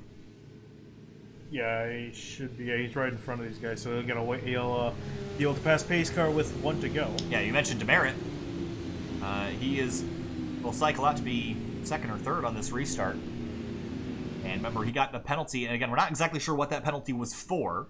Yeah, I'm trying to think off the top of my head. Because there's no changing lanes violation, I don't think. Because there's no lane. There's really. no lane. Everybody's fair game. Lane. Could have been for jumping. I mean, there is a restart zone. I don't know if we're following that here tonight. I don't know what the rules are in particular about that, but that could be why we saw the 144 have to come serve a penalty.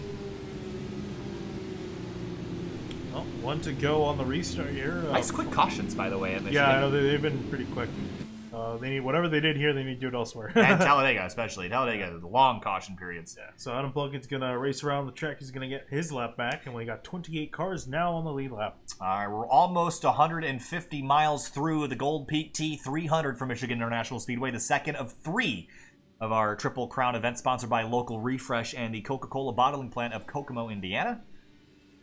Field lining up for a restart, taking another look at the drivers who have crashed out so far tonight. Drivers that are off track or done for the day: Joshua Chin, Joe Branch, Joe Flanagan, Todd Novosad, and Adam Dock. Of course, Tim Doyle, Richard Holt did not qualify. So get an update that the 144's penalty was for passing the pace car. So that will be the penalty that he served. That's unfortunate. I've gotten that penalty. That actually made me penalty made me lose race win at Kansas in the Indy car when I came down to pit road under caution. Are you fond of that rule? No, I'm not. I'm really not. I wouldn't care if it was an EOL, but you have to pit. You have to come down and pit under green. Yep. All right, so 5 laps to halfway here. Remember, this is a double points race, so for Lichtenberg, he could walk out of here as the points leader if everything goes his way tonight. Easily, actually. So he's going to try to do everything he can to hold on to this track position. Lap number 71, restart again. He fires off, and Andreas Ike did not get a good launch. Demerit to the inside. Watch that pass. Can't pass for the line on the inside, but he stayed there, and he should be good. Yeah, should be good. Was just able to stay in behind the 76, and we'll get past him in turn 1 with the first few guys getting spread out quite a bit here. Demerit, though, trying to track down Lichtenberg, got a huge run on him as well. Jonathan Goke in the 08 trying to claw back all the track position he lost in that third or second or caution of the night. And now everyone lining up, building a run. We accordion back together after 2 or 3 laps. We'll see who comes out on top after this. I'm curious to see what the differences will be in terms of the pace at the front of the field. Taking a look, big differences in pit strategy. Lichtenberg and Ike have 15 laps on their tires each. And Demerit with 12. Oh, and I was going to say that's where the big difference is that he's going to be a little bit tighter on the inside of the turn. Goke's got a little bit more to work with. And if I'm those guys that stayed out, I want to be on the outside of the lane. You see Lichtenberg and also Demerit go up high, as well as Ike. So all those guys going up high, they can't afford to go low. Oh no, the 13 Stouffer on the inside lane. Saves it though, but we'll lose a lot of track position. Yeah, lost that car big time. Get off the apron there, buddy. There you go. It's been a dangerous spot to be. A big mistake for the 13. All that track position gone. Strategy now engaged for the 13 team. At the front of the field, Kinsella now for second place. Goke and Lichtenberg almost made contact on the back straightaway. Yeah, they're still going at it. Lichtenberg wants a spot, but now Goke going for the lead to the inside of Kinsella. Here comes Chad Simpson. He's been kind of lacking in pace for the middle part of this race. Back to the inside. Blocker in behind, going to the outside on Andreas. Like he's trying to move quite a few spots. At the front of the field, everyone spreading out, trying to find pace. Simpson to the outside lane of his teammate. This looks like the first 20 laps of the race now. And look at that. Spark VR 1, 2, and 3. That's Matt Kingsbury. Remember, he was involved in an earlier collision on the back straightaway. Got that front wing repaired, and now in third alongside his 2 teammates up at the front. There's Kinsella on the bottom of the racetrack trying to find time. Andreas Ike is hanging in there. And honestly, the tire difference doesn't seem to be immense, although they have lost their positions. I don't know if it's put them back as far as they would be if they had just been. Yeah, I think really the big thing for them is obviously not in speed because they got to hang out on the draft. Problem is once you get to the corner, you can see all of them pretty much up high or a lot slower through the corner than their competitors. Oh, look at the 42 slipped up in the middle of the corner. That tells me he's got a lot of drive in that car. If he can rotate and turn, he's loose, but it's making it fast. There's Brandon Trost in the 66, has been the non-factor for most of this race, was extremely competitive at Pocono at the beginning of the season, so he likes these big tracks. In 5th right now, the highest he's run all night. You see Blocker to the inside of Trost for 5th place. Gonna have a look, not gonna get to the inside in time. He dives in deep into turn 1. You can sell it to the outside of Trost as well. These guys got a trio of teammates to deal with in the front. Yeah, so now these guys are 100% going to work together. They did this earlier in the race. It worked beautifully. The 42 fell off pace at the end of that run, but they got a stranglehold over the rest of the field now. They're going to do everything they can to maintain this lead up at the front. So the 42 is going to lift right here, let the 08 get back in line, then they'll swap and keep leapfrogging each other, trying to keep everyone else behind him. Now the 14 of Kinsella sees all this. He doesn't want these guys to be up front like this. He wants to break up the party. He's going to bring Blocker with him, I think. And it's now Spark VR versus Adrenaline Motorsports in the top 5, a battle of teams. Off into 3 now. The 42 is going to re-clear the 08. And so far this plan is going to plan. Ray Kingsbury, another Spark VR car, back in 9th place. He's shown some pace tonight, but his other 3 teammates at the front of the field right now, he wants to go up there and join him and make it a quartet. Matt Kingsbury is really surprised. I haven't seen a whole lot of him in his car tonight, but Ray Kingsbury, he's been up in the front for a moment, but has dropped back currently in 9th with a little bit of traffic. We haven't seen Matt Kingsbury a whole lot this season, let alone this race. It's really been Ray that's been bringing the brothers to the front of the field. Now Matt Kingsbury is kind of playing rear gunner here. He's got the 14 and 74 stacked up behind him, and those front 2 teammates are going to swap and try to drag the 21 along with them. So I like the strategy that they're playing. It's working out quite nicely. Yeah, and really the point in doing this is to keep that lead car going as fast as possible using that draft, because if you're just out there one car, everyone else has got the draft behind you, but you don't have anything to work with. So smart strategy, keep themselves in the front. It's been working. They worked before, and it's continuing to work now to really good effect. Yeah, big of a stack up behind Frank Levick, the 4th back here. Look at this mess. Yeah. 2 and 3 wide. A couple Sadie machines in there. Liam Quinn also in behind the 77.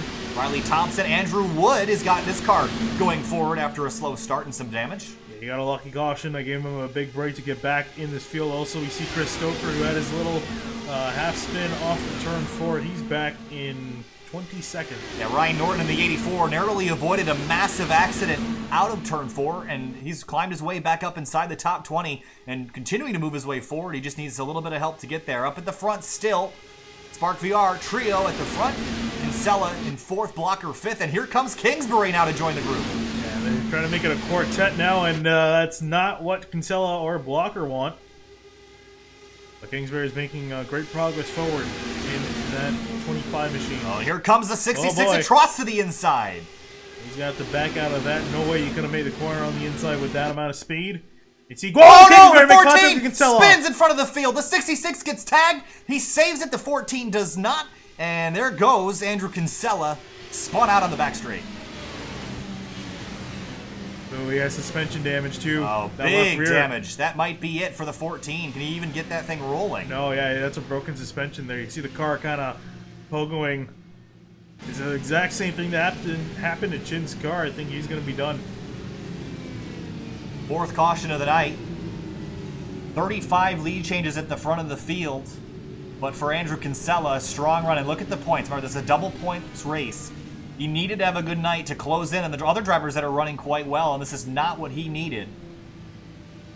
And I don't know, I mean, the wing he can fix, the suspension's going to be a lengthy repair. Yeah, that's going to be a really lengthy repair. It's going to go several laps down. If he can even get that fixed, he might not be able to. Yeah, it's going to be a long end of the night for the 14. Let's go back and take a look at exactly how this started. I think what we're going to see is the 14 is going to get tagged by somebody. Was it It was definitely Ray Kingsbury that hit him. You see him, he's going to come off the corner. This is a very similar, see, this one I would put on the Kingsbury car. Before, when we had the incident with Shawan, yeah, that was definitely more of a racing incident. This one was a little bit more on the 25, I think. We'll right on board the gearbox of the 14, and we'll let the court of public opinion do the ruling here. But just dripped up. I think he just misjudged where the wing was, and the 66 tried to get through there and clobber the 14. And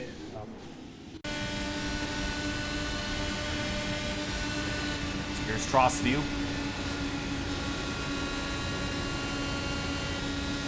And understeering for sure as well. And just stayed in the throttle, trying to drive by it, and just missed. And Tross also probably got a decent Oh amount of yeah, damage. that's some. You see the wheel. Oh yeah, he's definitely also going to be done. Yeah, so Or unfortunately, next for the day. bad luck will continue, and I think Tross is out of the race car. So the scoring pylon is ablaze right now with everyone changing positions as the pit stops are underway. Again, taking a look, if we can get a better look at the 66, the wings are fixed, yeah. And Tross is back in the car. I just wonder how much damage he's got to fix on the suspension side. I think he's actually back in, just trying to check how much damage he's got. Now, Kinsella... I think what Kinsella is doing, I think he's trying to make sure he's at least ahead of Tross. Again, that's not going to be a whole lot, but it's going to be something, because you see that car. Yeah, I think it might give him the message that he's got too much damage, so he might not even be able to repair anything to that car, so I think he's just going to wait till it pretty much DQs him. Yeah, I mean, look, it's dragging the floor. Yeah. It's really not looking good. I mean, it's really that bottom, that left front here. This is a very important area for all the aero, and this whole part right here is what I'm worried about the most. His left rear suspension got destroyed. That's why he was spinning out when he's trying to get back on the throttle. So it's 14 cars probably going to peel off down pit lane here. Now, did he lead a lap tonight? He has. He's led 6 laps.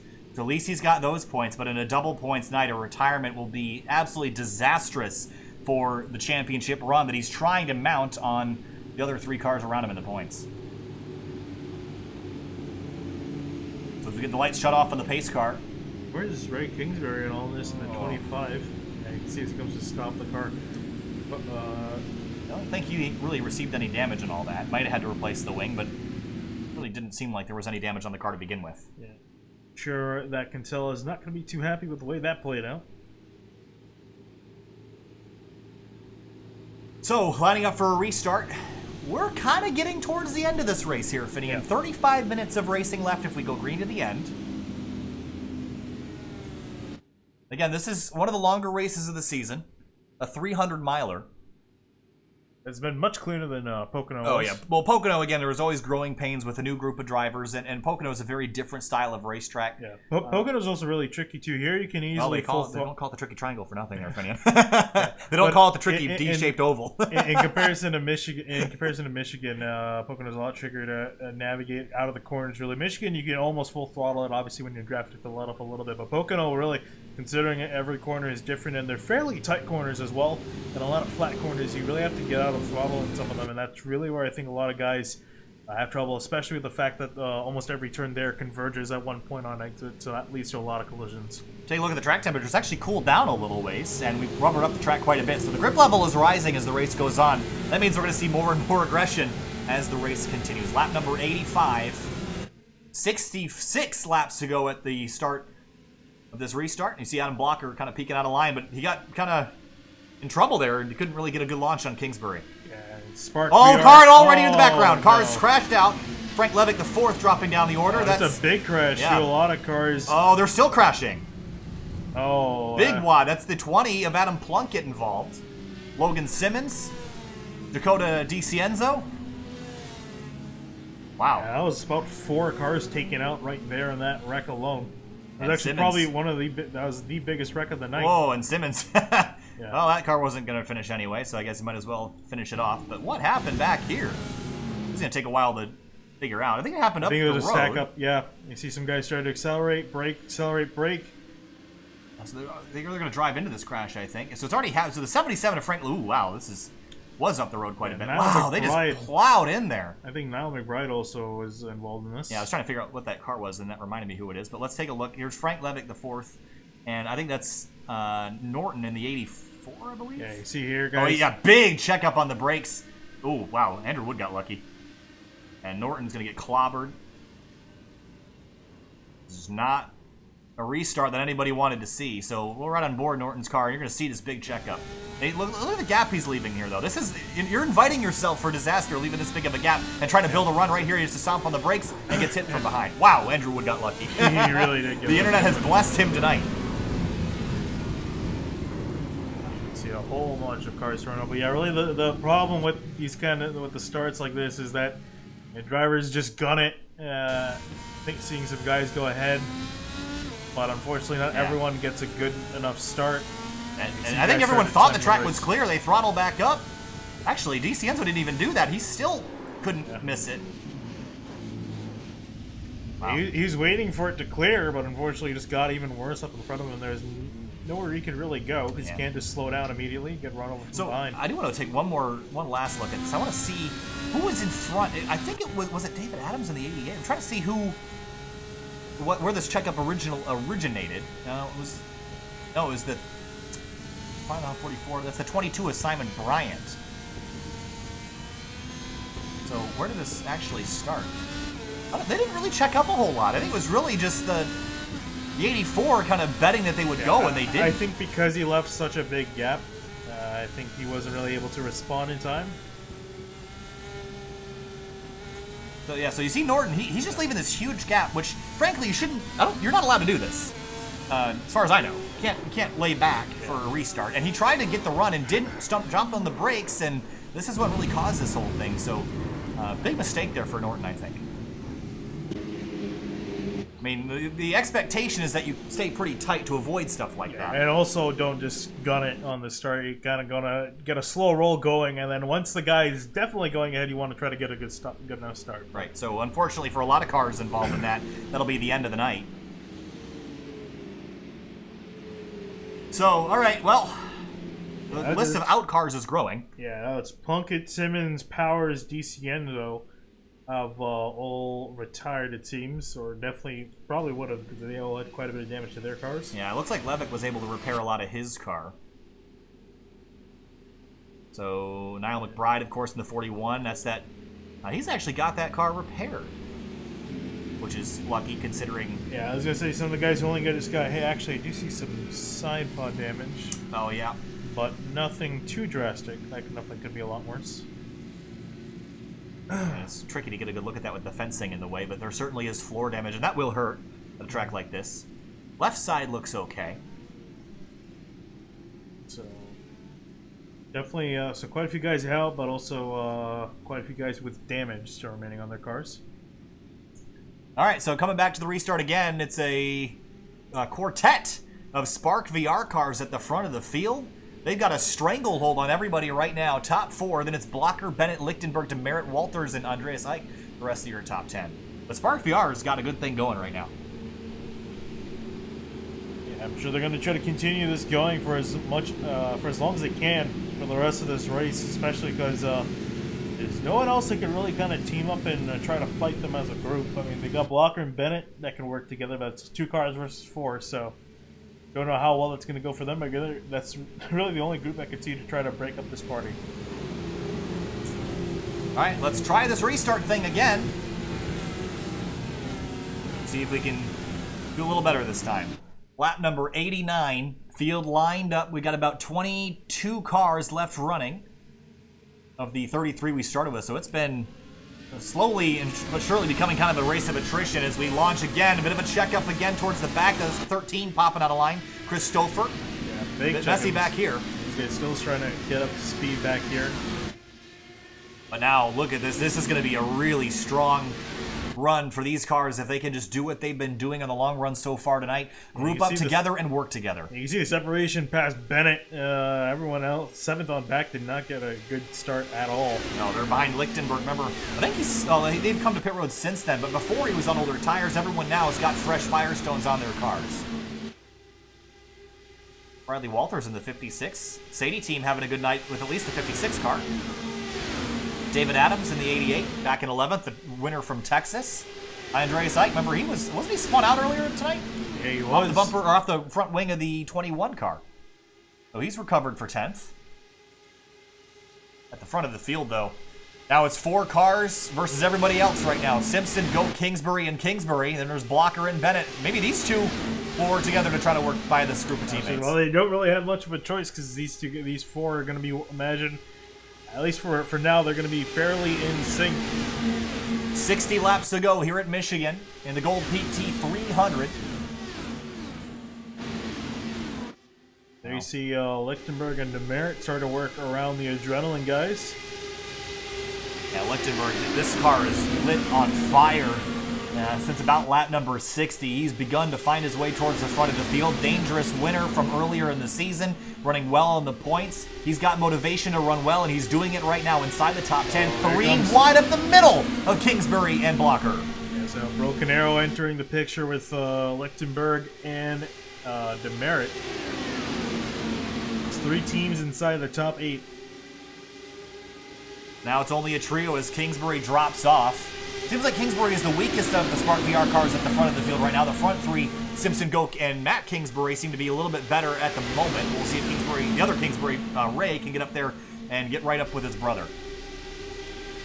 Lichtenberg in the middle of them right now. Henry Bennett comes into the night after losing the points lead at Mid-Ohio, tries to gain it back, but right now I think that team is pretty content as a whole the way they're running, so I don't think they'd be upset with how they're running right now, but they're going to have to do something different if they want to beat the Spark VR cars tonight. I imagine for them, really, it's going to be thinking about looking bigger picture. I think really the biggest threat out of all these Spark VR cars, again, is Ray Kingsbury, the closest competitor to Blocker and Bennett in the points. Yeah, there's another look. Kingsbury 5th in the standings. And Chad Simpson was 13th. But again, double points night, so we can see a big shakeup here. Yeah, and even Lichtenberg, too, has become a big threat in the later part of this race. Team up the inside of Matt Kingsbury, now challenging for third, so he can easily take the points lead away here if something big happens. Yeah, so again, Gok and Simpson are basically trading spots. They're trying to leapfrog each other to carry the momentum the best they can. Kingsbury again playing rear gunner, firing at his opponents, Lichtenberg, Blocker, and more. Just trying to keep them from advancing and building runs on these front two as they swap positions. You see Blocker now to the inside of Lichtenberg, challenging for 4th place. It's really a clever dance that they got figured out, but I think Blocker is going to ruin it all as he goes to the inside in turn 1. Big run. Let's see if he can keep it down. That's going to be the really tricky thing to do. No, you see Kingsbury and Lichtenberg get a huge run on the outside. Also, Ray Kingsbury. Look at the run that Lichtenberg got, and Ray Kingsbury is going to drive right on by like Blocker stopped. And now Lichtenberg is going to look to the outside lane. This is really the key. If you want to get by Matt Kingsbury, you're going to have to hunt for the wall and build a big enough run to get by. See Lichtenberg going all the way to the top of 4th here. Now he had to lift 227 miles an hour. Now carrying the run. Interesting the way he has his car geared. He didn't even touch 6th gear. There he does. So I'm interested, if we take a look at the noses of these cars, I'm curious what the wicker settings are. So Lichtenberg's got the one wicker, and I think all of the Spark VR cars do as well. So that seems to be the most popular setup tonight. Good balance of downforce and low drag. You see the 44, Liam Quinn. He's starting to fight his way inside the top 10 tonight. Been a while since we've seen him up at the front here, but started 10th tonight and quietly has maintained a middle of the groove, middle of the pack run, but now breaks inside the top 10 later in the run.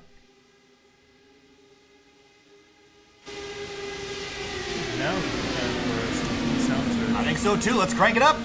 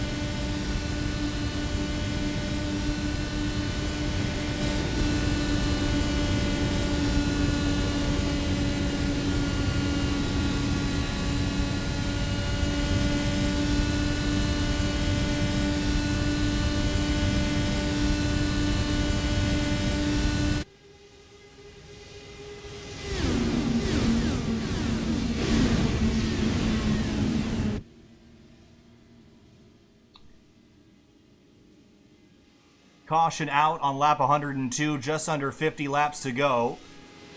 And Niall McBride and a Tony Showen on the front straightaway crashed off of turn 4. And this was a big one. Here's a look. This isn't a pack that was that lost their draft. They were 8 seconds behind the leading pack. Remember, these guys didn't really get a good start. They all got checked up here, and that's why they were so far back. But coming out of the corner there, you see Tony Showen on the inside. That's Jeff Drake on the outside. They get together and just get tangled. And all 3 of them, that's going to be day over. Yeah, that's an unfortunate end for them, for sure. And here's a look. They get hooked together. The 41 almost gets through, but just gets dragged in by the rear wing. Wow. Ooh. Underneath the 31. And we'll go back a couple seconds and really see how this actually came together. So the 31 drifts up just a little bit too much, tags the 92, and Jeff Drake tries to save it, bounces off 31, back up the racetrack. Niall McBride nowhere to go. He just gets hooked and dragged in. Wow, look at the left rear tire right over the helmet of McBride. That's why they're introducing the halo/aero screen situation. We're right on board the roll bar cam. We're probably going to get a good look here. So 103 laps into our 150 lap 300-mile race. Pit stops will happen shortly. We'll update you on that situation. And just watch the 31. I think he's losing downforce from the cars up front. Drifts up, and right here he's just going to tag the wheels, and it's just enough of a hit to knock the 92 sideways. And then the 41's going to get a face full of tire here in a second. Yeah. Oh, he went almost through. Yeah, he went right just a little bit at the end there. And right underneath goes McBride. So we're going to have everyone come on down pit lane, and a few drivers choosing to stay out. Brandon Trost, one of them right now. Maybe just a strategy call might come in next time by here. Yeah, I think that was probably just to lead a lap. The only driver to stay out. Everyone else has come down to pit road. So 17 laps on the tires for Trost. Yeah, I definitely imagine he's going to want to come down on pit road. So if we go green, 23 minutes of racing left in this event. It's been a 300-mile race that we're embarking on tonight, the Gold Peak T300. Of course, it is one of the Triple Crown events double points this season, sponsored by Coca-Cola Local Refresh, the Kokomo Coca-Cola bottling plant. That is always a tongue twister to say. But we appreciate all their support this year. Coca-Cola, Kokomo bottling plant. MyLaps, of course, for sponsoring the series. The people at MyLaps have been incredible, not only as a sponsor for the series, but also to us personally. And I'll talk more about that at a later time. But right now, Trost should come on down pit lane. But it'll be about a 43, 44 lap run to the end. Your thoughts? I mean, if you roll the dice, picking a Spark VR car to win this race isn't really going out on a limb, but Trost is staying out, so I think he might just be trying to see how this thing goes here. I think so too. That's an interesting call there for the 66. I don't know how he's going to fare. Again, he's not going to be terribly slow in the corners, but he's not going to have a lot of maneuverability. I think he's going to have to be stuck on that outside lane. I think if guys push him to the inside, he's just going to go up into them, so that's going to be very dangerous on the restart here for these guys in behind if they're not careful. Pulls off onto the apron there for a moment, but lining up for a restart. Okay, now we've got 1, 2, 3 of the Spark VR cars lined up nose to tail, but they will not be in control of the restart. I'm curious to see what they're going to do with Brandon Trost here. How long will Trost be able to hang out up front? I don't think for very long. Yeah, then we go back. Then we got Brandon Lichtenberg for Broken Arrow, Bradley Walters for Sadie, Sim Autosport. Then going back, Adam Blocker for Adrenaline. Then we got another Spark VR car.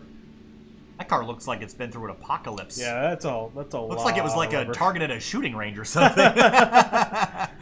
Oh man, a lot of rubber bits on that car. Hey, the Spark VR guides are pretty cool. You got to check out their Facebook page. It's basically a virtual reality lounge, which is a really neat business idea. I wish I thought of that.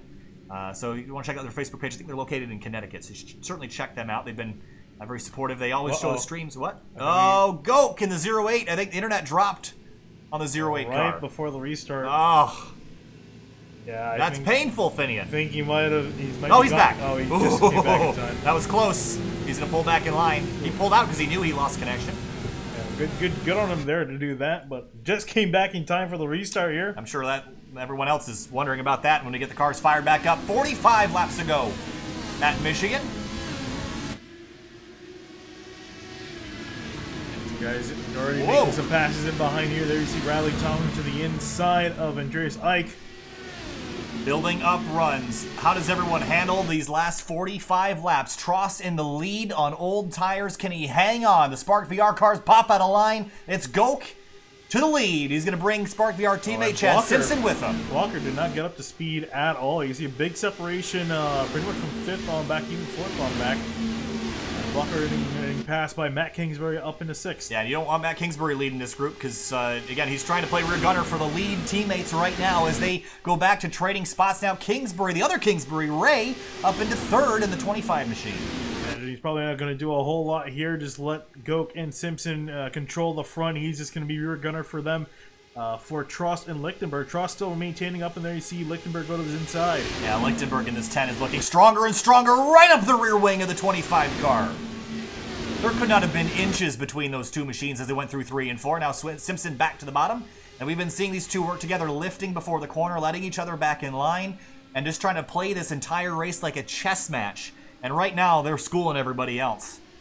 Now you see Trost in the background. I think he's just going to hang out, try to stay with these guys as much as possible. There you see Matt Kingsbury quickly approaching back to Brandon Trost here, and so bringing along Walker, Quinn, Walters, and Brian. Now Lichtenberg in the 10, I think, is the biggest danger to the incumbents at the front of the field right now. Of course, Adam Blocker is probably one of the favorites to win the race if this was a little bit earlier, but doesn't really seem to have gotten a great restart. We'll see if he can improve on this as the run goes on, but we're closing in on 40 laps to go. As Lichtenberg rolls around the outside of 3rd place, Kingsbury slides up to hang on. Yeah, Trost getting eaten alive in the background. Now the rest of the pack is gone. He's going to drop like a rock. Everyone else getting on past him. Blocker, Walters, Quinn trying to make a pass on Trost in behind. Here's Matt Kingsbury in the 21. Who's outside. He's got Lichtenberg. And behind him, he's got Blocker. Blocker's got a big run now with the slipstream to the inside. Here he comes. Gotta be careful with this. Oh, makes a big dive to the inside, though. Gonna have a low turn-in. Yeah, this is gonna really hurt him on exit here. He's gonna slide up, has to lift. He's gonna lose 1, 2, 3 spots in the exit of turn 2. How about Bradley Walters now trying to make a move in the front here in 6th place? I think the highest he's been all night. Yeah, 6th place is the highest he's been all night. Started dead last in the 56 car. Almost didn't qualify in. To the outside. They're going to have a barely a look. Oh, whoa! That door's going to close. Kingsbury slams the door on him out of turn 4. 40 laps to go. You guys are going to have to make a pit stop, remember, before the end of the race. They can't go all the distance. That's going to significantly change how these guys run the rest of this race. Are you going to make an aerodynamic adjustment or a weight jacker adjustment to get your car turning better in traffic? You're going to set it up hoping that you're going to get some clean air on that nose. How will drivers react to the last 40 laps at Michigan? 80 miles to the end of this event. The Kingsbury brothers nose to tail out of turn 4. They almost got together. Bradley Walters, this car is looking amazing. He's up in 3rd now. He's got Ray Kingsbury to his inside. Oh, side pod to side pod, wheel to wheel. Here comes Walters in a Sadie car to the outside lane. You see Gok holding him up, trying to give him some aero shadow to deal with and just give him aero wash to deal with. As they're trying to maintain control in the front, but the 56 is looking on rails at the moment. One of the best cars other than the Spark VR cars in the field. On the outside now, the 56 going to carry some momentum. Look at this run. He's going to get off the corner here. He's going to lose a little bit on exit. But now he's got a slipstream. But these front two are going to race side by side. And you see, actually, Walter's lifting, maybe dragging the brake a little bit, downshifting. He wants to stay in line here. Again, this isn't the end of the race. We still have a ways to go. It's a chess match. You got to make the right moves. Yeah, I think he's not trying to send the car at too fast a speed into the corner. I think that's what he's up to. His car in behind, but he's got past 2 of the Kingsbury brothers. Dealing with the 2 other Spark VR cars in front of him. He's going to make a look to the inside. Go's going to slam the door in front of him. Whoa! And up the racetrack goes Ray Kingsbury. Matt Kingsbury swings to the inside of the turn 4. Actually, that was Bradley Walters. Sorry about that. Chad Simpson and Gok have traded spots at the front of the field countless times, kind of throwing off the informational graphic. 47 lead changes, Finian. How about that? Yeah, we're definitely not done quite yet here. Now here comes, oh boy, the brothers making it 3 wide for a moment. Well, brotherly love, but they're extremely competitive together. Coopetition is the word. forward. Oh, and Walters almost got into Gok there. Gok was trying to pinch him to the inside. That could have been a wreck.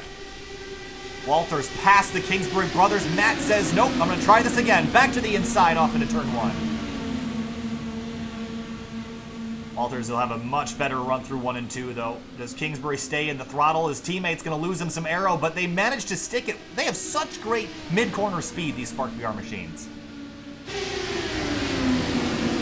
That's probably been their biggest advantage. I mean, they're not running the most downforce, so I don't know what other magic and witchcraft and wizardry they got on these cars, but they're good. I think they definitely did some good stuff with the dampers maybe or something, or with the suspension, the way it's handling through the corner, but they got a lot of mechanical grip. That's been keeping them up in the front. Walters not satisfied here. Down to the inside of Matt Kingsbury. Ray Kingsbury behind him, and then right behind the other Kingsbury is Adam Blocker, Lichtenberg. Whoa! Bradley Walters, a horrible crash on the back straightaway, tumbling all over the racetrack, and a big one on lap number 116. That was a nasty wreck. Lichtenberg involved. That car, yeah, you see him starting to bounce. I think he's going to be done for the day. And there you see him retire. Wow. Oh, that was a big wreck. A lot of big names taken out. And just like that, you think you got this race figured out? Well, you don't. Let's go back and look at exactly how this one started. And out of turn 2, this is Bradley Walters, Ray Kingsbury up, and just... This is the second time tonight that Ray Kingsbury has caused an accident, Finian, and at some point, it becomes... Yeah. It starts to become a little bit redundant. I mean, it's not the first time that he's had an accident this season, not the first time he's had an accident this race. You gotta be better than that, and that's frankly inexcusable there. You see him, he's just building up a run here, and yeah, just... Wow. Tries to make a pass, but that was a very aggressive move. Yeah, and you got, I mean, look, you didn't mean to do it, but you have to understand your car better than that, because you're going to keep causing accidents. Yeah, there's no need to cut it so close to, especially with this many laps left to go. Right, and really, there's, you know, a certain number of times I'll cut you a break on that, but wow, Lichtenberg. Was that David Adams that went tumbling? I think it wow. was. Whoa! Oh! Oh, that was a nasty, nasty accident. I think he also got face full of tire too. At one point. Here's trying to get a better look at his part of the accident here. He's just going to get innocent victim in this. Wow. Oh. Right here. That tumble down the back straightaway, end over end, and then, ooh, rolled bar first into the fence. And we're going to go back and look at this in slow motion here. And I think Demerit got caught up in this as well. Yeah, both the Broken Arrow cars getting involved. I don't know. Maybe the 144 was able to... He might have, but I think he might have gotten some damage. Wow, he went underneath everybody. Lucky. And then watch the 88 going to just dig in right here and just turn over and tumble. Ooh. This is the last thing you want to experience. You're going down the back straight inside the top 10 1 minute. End over end, too. And the next minute, you're tumbling down the back straight at 225 miles an hour. Into the catch fence as well. All right, let's go back. I want to ride on board full speed with 144 Demerit, because he got a really good view of this. Well, they took the camera off. Probably the hair off his head at this point. Look at this. Wow! I think he saw his light flash before his eyes. Oh my goodness. There's a slow motion that is incredibly lucky too. And watch, of course, this is the to his inside. That's the 88 of David Adams, who got collected in this. And you see the cars get together. You see the 25 swing over to the left, tags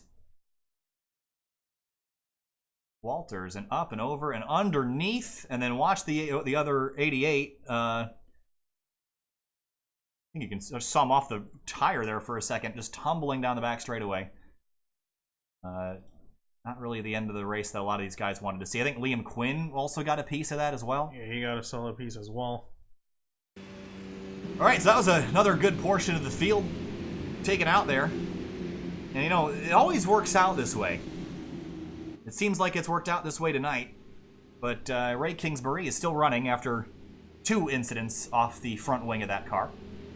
I think Matt Kingsbury also turned around somebody earlier in the race. It was Andreas Ike that he turned around. And both those cars still running. Ike is also still running in 7th. He was able to recover from his spin, but unfortunately for the 88 and for the 56, they will not be able to continue. I don't think the Sadie Autosport guys are going to be extremely thrilled with that accident. Yeah, I don't think so either, but looking at who we got left, it's not a whole lot of drivers. We only got 16 on the lead lap. And Jonathan Goke in the 08, he's back in 15. Not sure why he's actually back there. Because, yeah, I don't think he should. Don't remember how he got back there. Might have gotten a penalty or something. To be frank, it's been so crazy, I haven't really been paying attention to each individual car, but... No, I don't think, because he should have been ahead of that. Yeah, he was definitely ahead of that. I think he might have gotten a penalty. Oh, just now you're saying? Yeah. I'm saying just now. I think he might have gotten a penalty on pit road. No. No, I have. Well, either way, I don't know what's going on. But up at the front, restart. About 32 laps ago. Simpson, Matt Kingsbury, Blocker, Demerit, Ray Kingsbury. Green flag back in the air. They're going to be very close on fuel as these guys get back going. Again, well, I think it's going to be close. Yeah. Draft is going to be extremely important. Yeah, they're not completely in the clear, but yeah. Are we done crashing, do you think? I mean, I would say with only 16 cars in the lead lap, I would think we are, but you never know here. Oh, boy, no, we're not. Oh, man. No, we're not. And that's Goke, Wood, and the 44 to Liam Quinn. How about Andrew Wood, by the way? Remember, he had big damage, was dead last in the first couple laps of the race. He has hung on and now runs 13th with 30 laps to go. I think it'll be a good finish for him, all things considered. Front of the field, 30 laps to go. Kingsbury leads the way. Simpson back to the bottom. Blocker now third. Comes Blocker, now he's got Chris Demerit in behind him, as well as Ray Kingsbury. Spark VR guys broken up for the moment, only 2 of them in the front. 7-car breakaway. Here we comes go. Blocker. Blocker to the inside, he'll get Matt Kingsbury, Wow. try to get Chad Simpson and clear them both before the corner ends. Big run, he's going to clear him. Now when he slides up, will he lose the momentum? No, he's going to get it and drive away. Those guys did not get through that corner well with Chad Simpson and Matt Kingsbury. The Blocker easily going to take the lead back. Here comes Chad Simpson with a big run though to the inside. And he's going to take it and run with it. Should be able to drive right back by the 74. He does. Demerit drove underneath the car a few laps ago. Now he runs inside the top 5 with a chance to win here at Michigan. Going to try to carry the torch for his team, at least his teammate that had a violent crash. Well, conveniently, the team's name is Broken Arrow, but he's got no Broken Arrow right now. Managed to make it through that. Brennan Tross is dropping down the order in the background while all this is going on. He's hitting pit lane. Maybe he didn't think he can hit the pit road number. Maybe he's just taking a chance that everyone else can't make it. You see, it's a big gamble, though. Blocker leads the way. And Spark VR, that team had control of this race. But now it's not so sure as Blocker tastes the lead for a moment. Demerit trying to break up the party.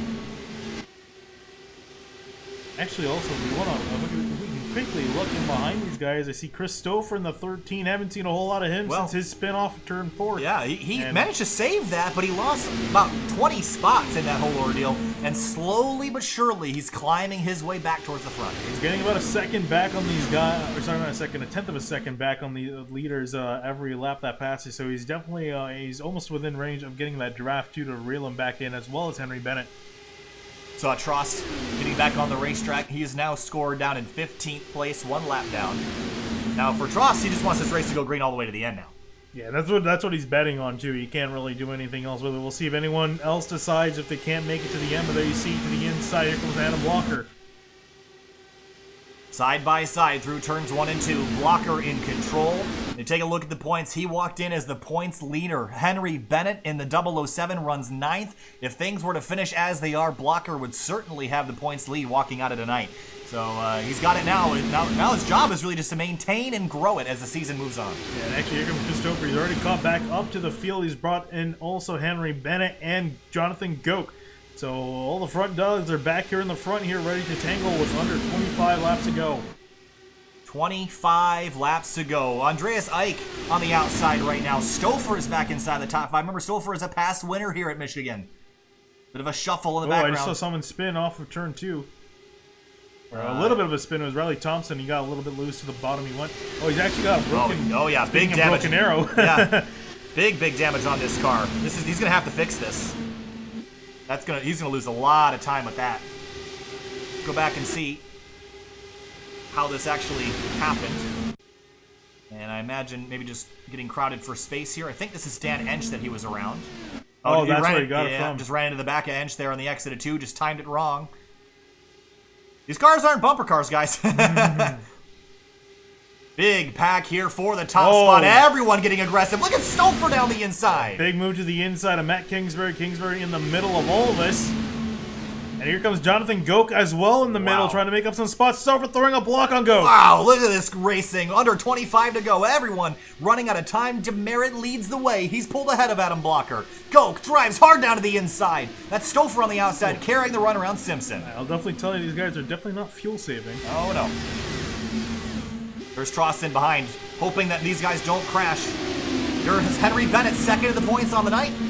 Drops to the bottom, 3 wide. He's going to slide up the racetrack. Gok going to carry momentum around the outside. Gok's done a fantastic job getting himself back in the picture here. It's Demerit, Blocker, Ike, Stouffer, and then Gok, your top 5. Blocker and Demerit leading the race. Stouffer up to 3rd. What a comeback for this 13 car. He might be the favorite to win this race now that he's rocketed back up to the top 5. He's got his teammate right in front of him, Adam Blocker, so trying to join the party with him as well. Oh, and he's going to get a side draft too and get to the inside of Blocker now for the lead. Coming back in a few laps to 20 laps to go. The ticker will change to reflect that shortly. In the Gold Peak T300, the second of 3 Triple Crown events, a 300-mile race, and we're getting down to the last 60 miles here at Michigan. The MyLaps Indy Elite Series has been action-packed all year long. It was a photo finish at Mid-Ohio a few weeks ago. Could we have another one at the 2-mile oval this week? Yeah, we'll have to see here as Blocker's in the lead. Looks like Stouffer is happy just sitting in second for now at least. Here comes Danley Edge. Haven't talked a whole lot of him tonight. Well, at Mid-Ohio, he had a miserable race. Yeah. It really didn't run well there at all, and now sits 8th, and staying out of the fray has been a good move for the 52 tonight. And was, I think, the lowest running Spark VR car for the pretty much the entire race, and now the second highest car right in behind Gok, who's starting to make a challenge at this top 5. Yeah, Simpson's fallen back to P10 right now, so that 42 car, I don't know if he's dropped back just to get out of the way, or if he's planning something else, maybe trying to save some fuel, but 20 laps to go. Demerit, Blocker, Stouffer, your top 3. Gok to the outside, but he has nowhere to go as Stouffer pulls up the racetrack. Here comes Henry Bennett, too, looking up the middle of Ike, that door closing. Nowhere for Bennett to go. I'm really liking how this 13 car looks around the outside of the 74 Blocker. And Andreas like that 76 car, he rebounded from an early spin, and he's inside the top 5. He has a chance to win this thing too. But here comes Henry Bennett. Yeah, Bennett with a big charge to the outside, gonna wait just a little bit as it's caught up to Gok. Nowhere for him to really go. As high as 1st, as low as 15th. It's been up and down night, but mostly, I don't want to say mediocre. He's had a good run, but he's running pretty well right now in 6th. 18 laps to go, 3 wide for the lead at Michigan. 3 for a moment. It's going to be Blocker that wins out on that battle. Demerit back into 2nd place.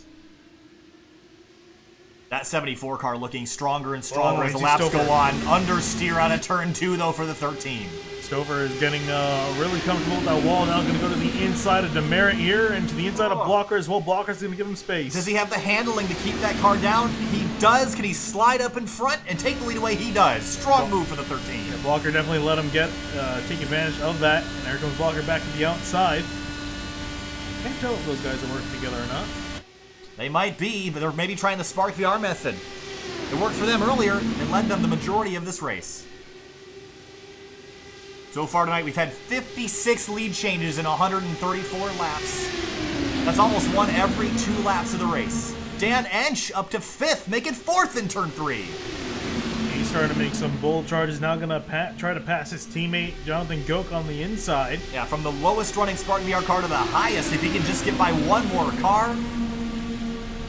And here comes another Sadie machine, the 22 with Simon Bryant to the inside. Yeah, big move to the inside for him, trying to get past Andreas Ike. Can he avenge his team that was caught up in the multi-car collision triggered by Ray Kingsbury in the back straight a couple laps ago? Oh, and for second place, actually, Danley Ench now challenging the Adrenaline Motorsports guys by himself. Wow, Dan Ench is flying right now. I don't know what he's triggered on that car, what adjustments he's made, but he is driving forward. 15 laps to go at Michigan. They'll come across the line barely in second place. He's going to be side by side with Blocker, with nowhere for Blocker to go. Ench has still got a run.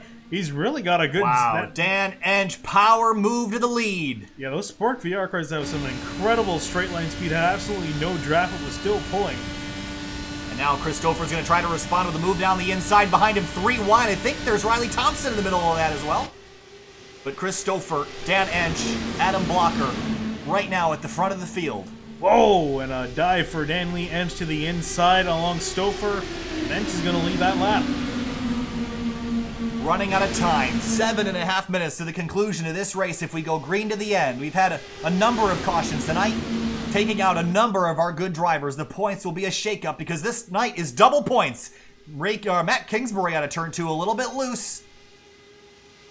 But now the lone arrow in the quiver for Spark VR is the 52 of Dan Ench, but the 74 of Blocker takes the lead away in turn 4. Blocker takes that lead back, and you see he's in a bit of a sandwich, goes back to the inside. And just look at the straight line speed. It's like watching a V8 versus a 4-cylinder. Yeah. And it's just incredible how much that 52 has. And then the 74 uses that draft into slingshots right back around. Christopher Demerit sits 4th, and the let's see, the 007 Henry Bennett still in 6th. Again, it's a chess match. What moves do you make? Ench chooses the bottom on the apron there. That was a big mistake. Pit road. Maybe can't make it to the end on fuel. He's going to come in right now. Interesting, though, none of his teammates came with them. Seeing how this plays out, does anyone else, can they not make it on fuel? Oh, it's going to be tight. Remember, when we came into this run, it was going to be close. We saw Brandon Tross bail, but they have to go 34 laps on fuel. I don't think we've seen anyone go that far, Finian. That's what I'm saying. In the way they've been racing, they've definitely not been saving fuel. So, let's see, unless you have been saving, been holding back a little bit. See if anyone, other drivers are going to come on down. No takers this time. Andrew Wood in 6th place after the night he's had. This is going to be a win. Remember, he wanted a 2-mile track last Thursday in the Fuel Racetrack Designs IndyCar Series right here on Sim TV. Yeah, track very much like Michigan. Almost exactly like it in a lot of ways. Just a lot smoother, this track versus Fontana. Down the back straight now. Blocker, Stouffer, Demerit. I don't think we could tell you the order. Fast forward 10 minutes, I don't think we'll still be able to tell you the order. We're going to come across the line 10 wide and upside down, probably. Simon Bryan also now starting to make some moves to the inside of Jonathan Goat. 10 laps to go, 20 miles in the last bit of racing. Bennett almost got into the rear of Andrew Wood. He was getting so close to him up behind him. But Bennett, haven't seen a whole lot of his car since the very start of this race. He's been stuck pretty much midfield, but here he is trying to join his teammates back up in the front.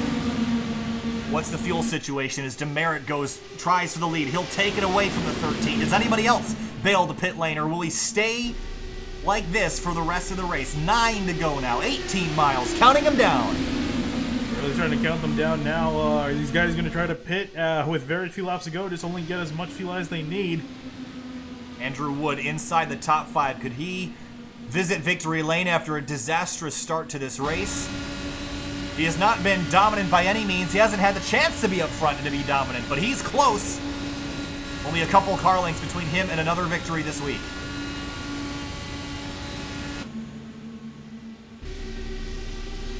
Eight to go. Christopher Demerit rockets to the front. He was strong at Texas as well. Could have won that race in addition to this one, but I think Christopher is going to have something to do about this, and Jonathan Goak has fought back hard as well. Double points for tonight, so the win's only going to mean that much more in the point standings. And I imagine Stouffer and everyone else you see behind want it. 3 wide for second. Inside. Down to the yellow line. Does he have enough turn to make that corner? He does. Blocker's car's handling really well, but a check over by the by the 08. 7 to go. 14 miles to the end of this one. Aggressive moves by Jonathan Goak. To the inside, he'll go into turn 1. Can he clear Christopher? He does. Christopher Demerit has the lead, and I think the tires are starting to wear off right now. The amount of moves they're able to make is diminishing. And now you've made your bed, you gotta lay in it now. Where are you on the racetrack? Because you've put yourself in position, now you gotta capitalize on it. Halfway through the season, a Triple Crown double points event.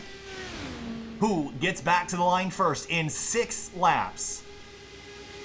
And how about Go-To started quite a bit late. He's fast. Here he comes. To the inside, it'll clear Demerit without any question before turn 2. You see Demerit trying to get back on him with the draft. He's going to have a run down the straightaway. Huge run down the straightaway. There he pulls out to the inside. Demerit back to the bottom of the 144. This 08 though is really fast. I don't know if Demerit can hold him off. Chris Stouffer's right behind as well. Andrew Woods middle, 3 wide in turn 4. Whoa! Oh, the 32 is going to get turned! Spin out of turn 4. Caution out with 5 laps to go. And we're going to get a shootout.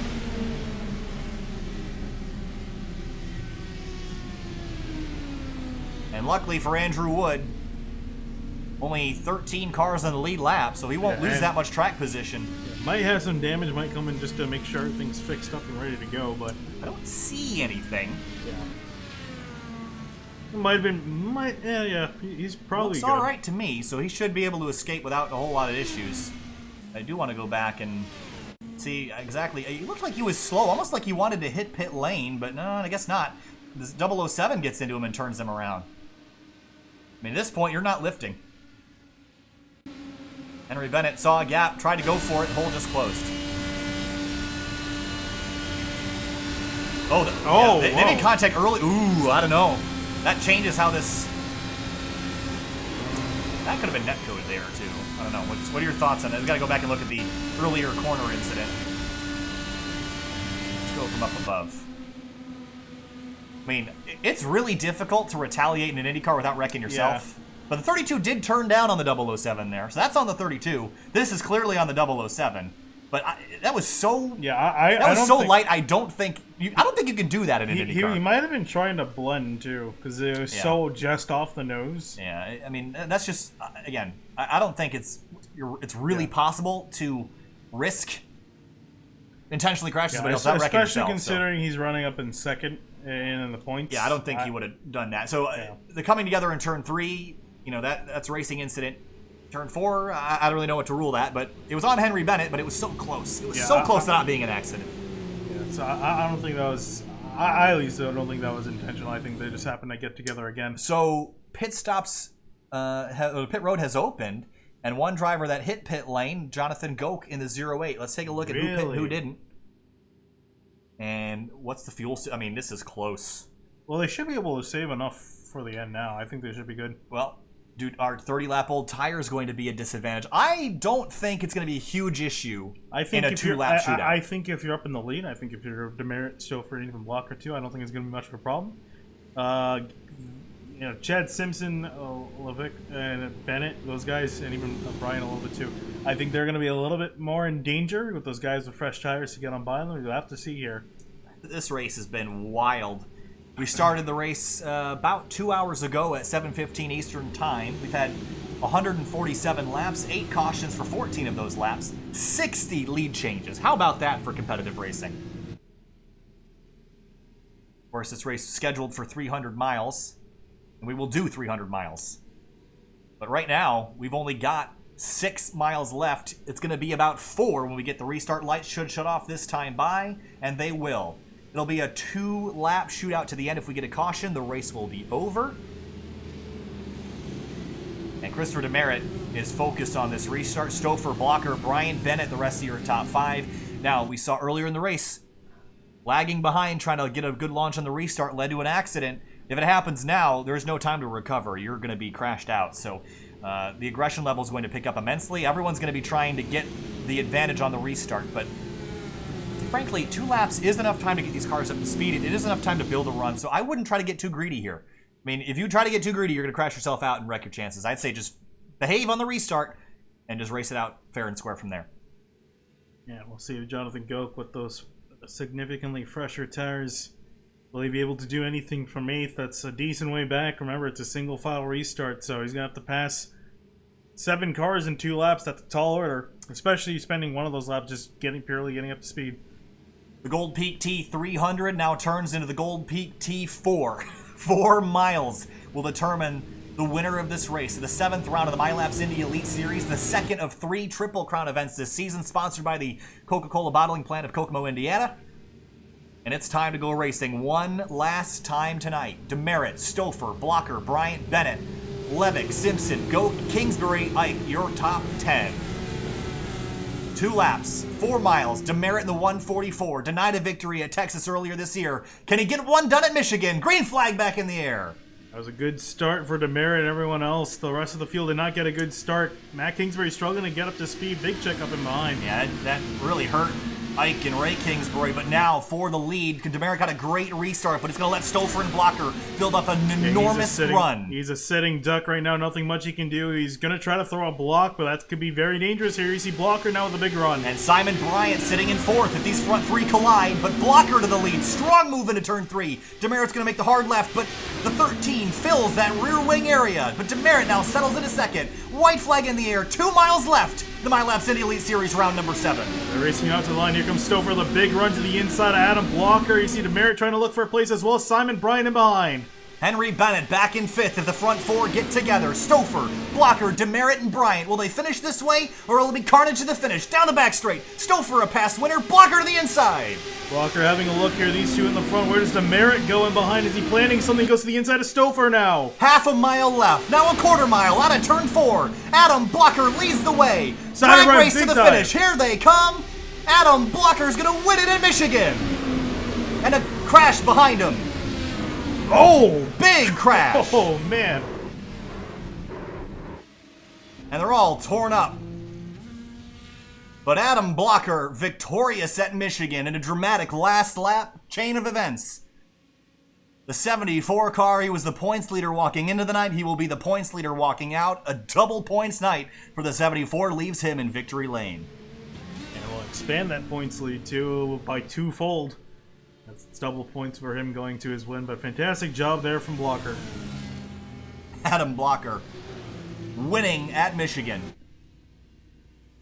And the best finishing Spark VR car after all that, the domination that team had tonight, 5th place Jonathan Goke in the 08. Yeah, and actually our first repeat winner of the season. Everyone has won one race apiece up until this point. Wow. Solidifying himself perhaps as a championship favorite. Burnouts on the front straightaway for the 74. We'll go back and watch that collision on the last lap here in just a moment. But celebrations for Blocker. All right, let's go back and take a look at that last lap incident coming to the start-finish line. I'm not really sure who started it, how it started, and what happened, but we're about to find out. 58 spins. Oh, man. Oh. Wow. It started with Jonathan Goke, actually. Really? I think he got into someone else up ahead. So here's He Jonathan was ahead Goke. of this. It's Frank Levick the 4th. Henry Bennett. Oh, he spun on the apron. That's what triggered it. And right here, watch this. Oh, man. Oh. Ray Kingsbury got the worst of it. And Matt Kingsbury as well. Both the brothers running into this full blast. At the start-finish line, you're full throttle. Doesn't matter what happens at that point. Oh. Wow. Well, it was fun to watch, at least. They come home 9th and 10th after all that. The Kingsbury brothers. All right, let's take a look at your official race or unofficial race results. Adam Blocker, Demerit, Bryant, Stouffer, Goke, your top 5. Got a feel for Demerit. 83 thousandths of a second was the winning margin. Close but no cigar. Restarted in the lead, couldn't hang on. Dan Ensch comes home 13th. Brennan Trost 14th. Andrew Wood, after getting spun with only a couple laps to go, finishes 15th. Of course, from Liam Quinn on back, all destroyed in race incidents. The biggest one on the back straightaway. And again, Triple Crown events make everyone drive a little bit harder with a little bit more attrition. We'll be back in just a moment to talk to your race winner and a couple other drivers. Stay with us. We'll be right back.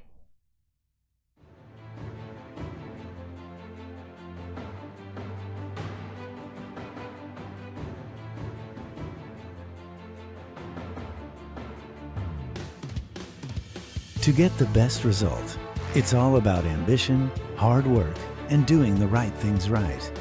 In 1982, 2 Dutch brothers invented an automatic way to time RC races.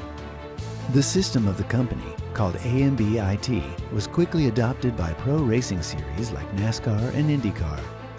Automated timing for mass participation sport events was also invented in the Netherlands by Champion Chip in the early 90s. Giving athletes a personal chip time of their performance.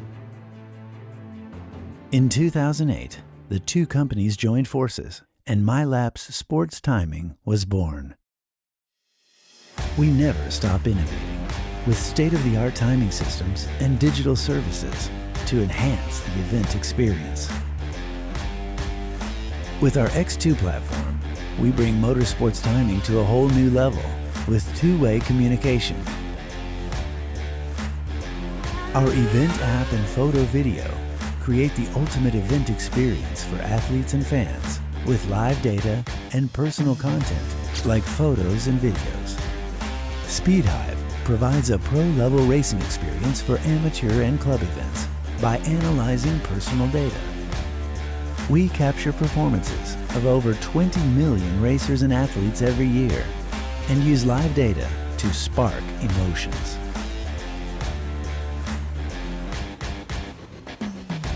MyLaps. Experience progress.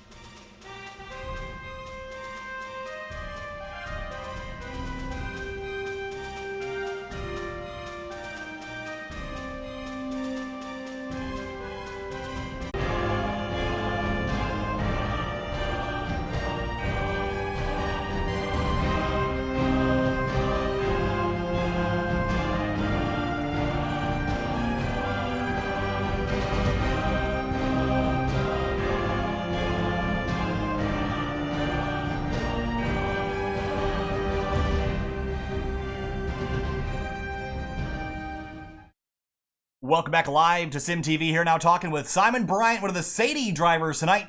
Simon, best finishing driver of your team.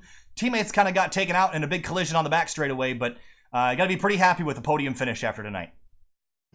Yeah, it was pretty unfortunate for the guys. I mean, they were running so well. We had 3 cars in the top 10 pretty much. So unfortunate for Brad and Dave to be taken out there and then Adam on an earlier caution. But good to be back on the podium. It's been a little while, so feels good to be here. It's a lot of work went into the set from the guys, and just got to thank them. It was a good race, so a hard race, but a good one. How much adjusting did you do over the course of the race, or even over the course of a run? Were you adjusting the weight jacker, trying to find a balance, or was it just pit stops and fresh tires for you tonight?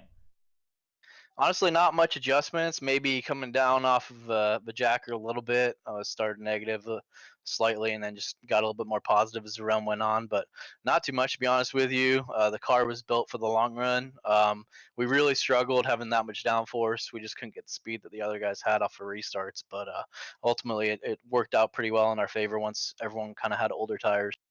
All right, well, a podium run for the 22 car tonight. Simon, thanks for talking to us. Congrats on a great finish there. I know it was hectic for a lot of the race.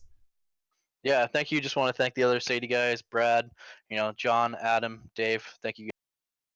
All right, Simon, have a good night, bud. Thanks. All right, we're going to move on now to, I think we got Christopher Demerit up next, I think is who we got. Hey, Christopher, it's Kyle from Sim TV. I know tonight, leading on the restart, didn't quite get back to the checkered flag leading, but I got to be still pretty happy with the run today, especially after all that carnage late in the race and driving up underneath a couple drivers in the middle of it as well. Yeah, it was definitely a up and down day. Had an auto start and then got to the front after 2 stints and then gave myself a black flag on the restart, went to the back. I'm pretty happy with the result. I really wish I made a different choice on that 2 to go, but overall I can't complain. That was pretty good racing at the end. Of course, Michigan is an extremely fast racetrack that it kind of requires a very careful balance between downforce and low drag. So, what was your philosophy coming into the night, and how did you guys set up your car to perform the best in the optimal conditions? So we had coming into the event, we had 2 setups. One that was pretty high downforce, and one that was relatively low.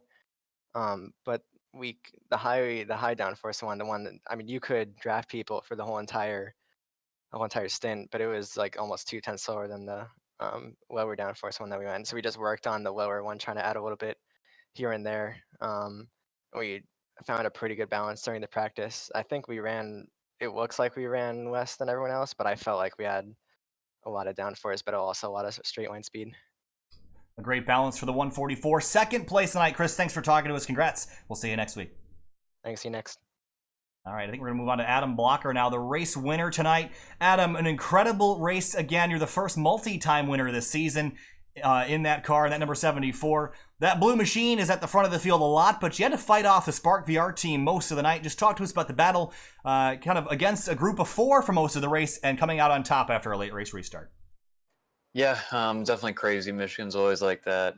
We sort of had a longer run car. I think we had more downforce on than a lot of guys, so our top speed was a little bit down, but we were really strong over the long run, which that kind of hurt us. There was a couple times where we had short runs, we'd fall back, and then you saw like me, Henry, and Stouffer, and those guys get to the front at the end. So I was kind of glad we had a long run there at the end. That kind of helped us. Actually, Demerit and I kind of said that we would work together, even though we're not in the same team, so that we could try to fight those guys off. Kind of the goal of the last stint was just stay in the top 3 and keep the track position for the end. I actually kind of pushed too hard. I was going to be really tight on fuel if it went green. Probably would have had to finish like 3rd or 4th because I would have had to been lifting in the draft a little bit. But unfortunately, we got the yellow, and then Stouffer and I faked Gok out, so he pitted. And we figured with only 2 laps to go, sure, our tires were really old, but there wouldn't be enough time, and we were right. And I just kind of timed the draft right with Demerit. Got the lead onto the front straight on the last lap, and then Stouffer passed both of us because Demerit wanted to wait. But Stouffer being in front on the last lap down the back straight allowed me to get a tow and enough momentum to hold him from turn 3 on. So kind of worked out. You walked in as the points leader after Mid-Ohio, and of course, you're going to extend that lead tonight. A double points race is a really good race to win, but looking ahead towards the championship, I know we talked to you about this a couple weeks ago, but championship favorites, I think the double points events are important, but you look at that last Triple Crown. Is that a make-or-break race for the championship, these double points events, or do you think you can get through with a top 10 result and still be okay? Well, obviously, it depends on how the next 2 races go. If I can get some... I think hopefully Richmond, Sebring, and Road America, which are 3 of the 4 races before then, should be good races for me. So as long as I can get some good results there, maybe I put myself in a position where I don't have to do something amazing at Fontana. But obviously the double points are big points, and if you finish, there's a huge drop off in how the point system works. Like 6th place gets like half the points of first. So it's really important to finish in the top 3 or 4 at the double points races. Adam Blocker, another victory this season for the 74. Congratulations, buddy. We'll see you next week. And thanks for talking. Yeah, I just want to thank the team Power Slide. We did a really good job working together and making a good competitive set. Just want to definitely shout out to Demerit for the good racing at the end. And thanks to like Henry, Chris Stouffer, Kinsella, and all the other guys at Power. All right, Adam. Thanks for talking to us. We'll see you next week. Thanks, bud. Yeah, see you. I had under no. Oh, hey, do we have around. Chris? Nope, we don't. Okay, he dragged me into the wrong thing. Sorry. All right, well, I thought we had Chris Stouffer to talk to. We do not. So unfortunately, could not reach the driver the number 13. Hey, great racing here tonight at Michigan. Next week, I don't even know where we are next week. Do you know off the top of your head? Oh, I had it at one point. Give me 1 second. We're going to be Richmond. Richmond, is that next week? Yes. 1 week from today? No. Yes. Richmond next week. No, 2 weeks. 2 weeks from now, Richmond Raceway, another short track, a lot like ISM, a lot like Iowa that we saw earlier this season. That's going to do it for us tonight. If you want to watch more on Sim TV, in 10 minutes we go live for the 3 Wide Racing League Unser Graphics Unreal Tour from Rockingham with the trucks. Thanks for talking. Thanks for watching. And we'll see you later. We're done talking. We're done talking. Have a good night, everybody. We'll see you later.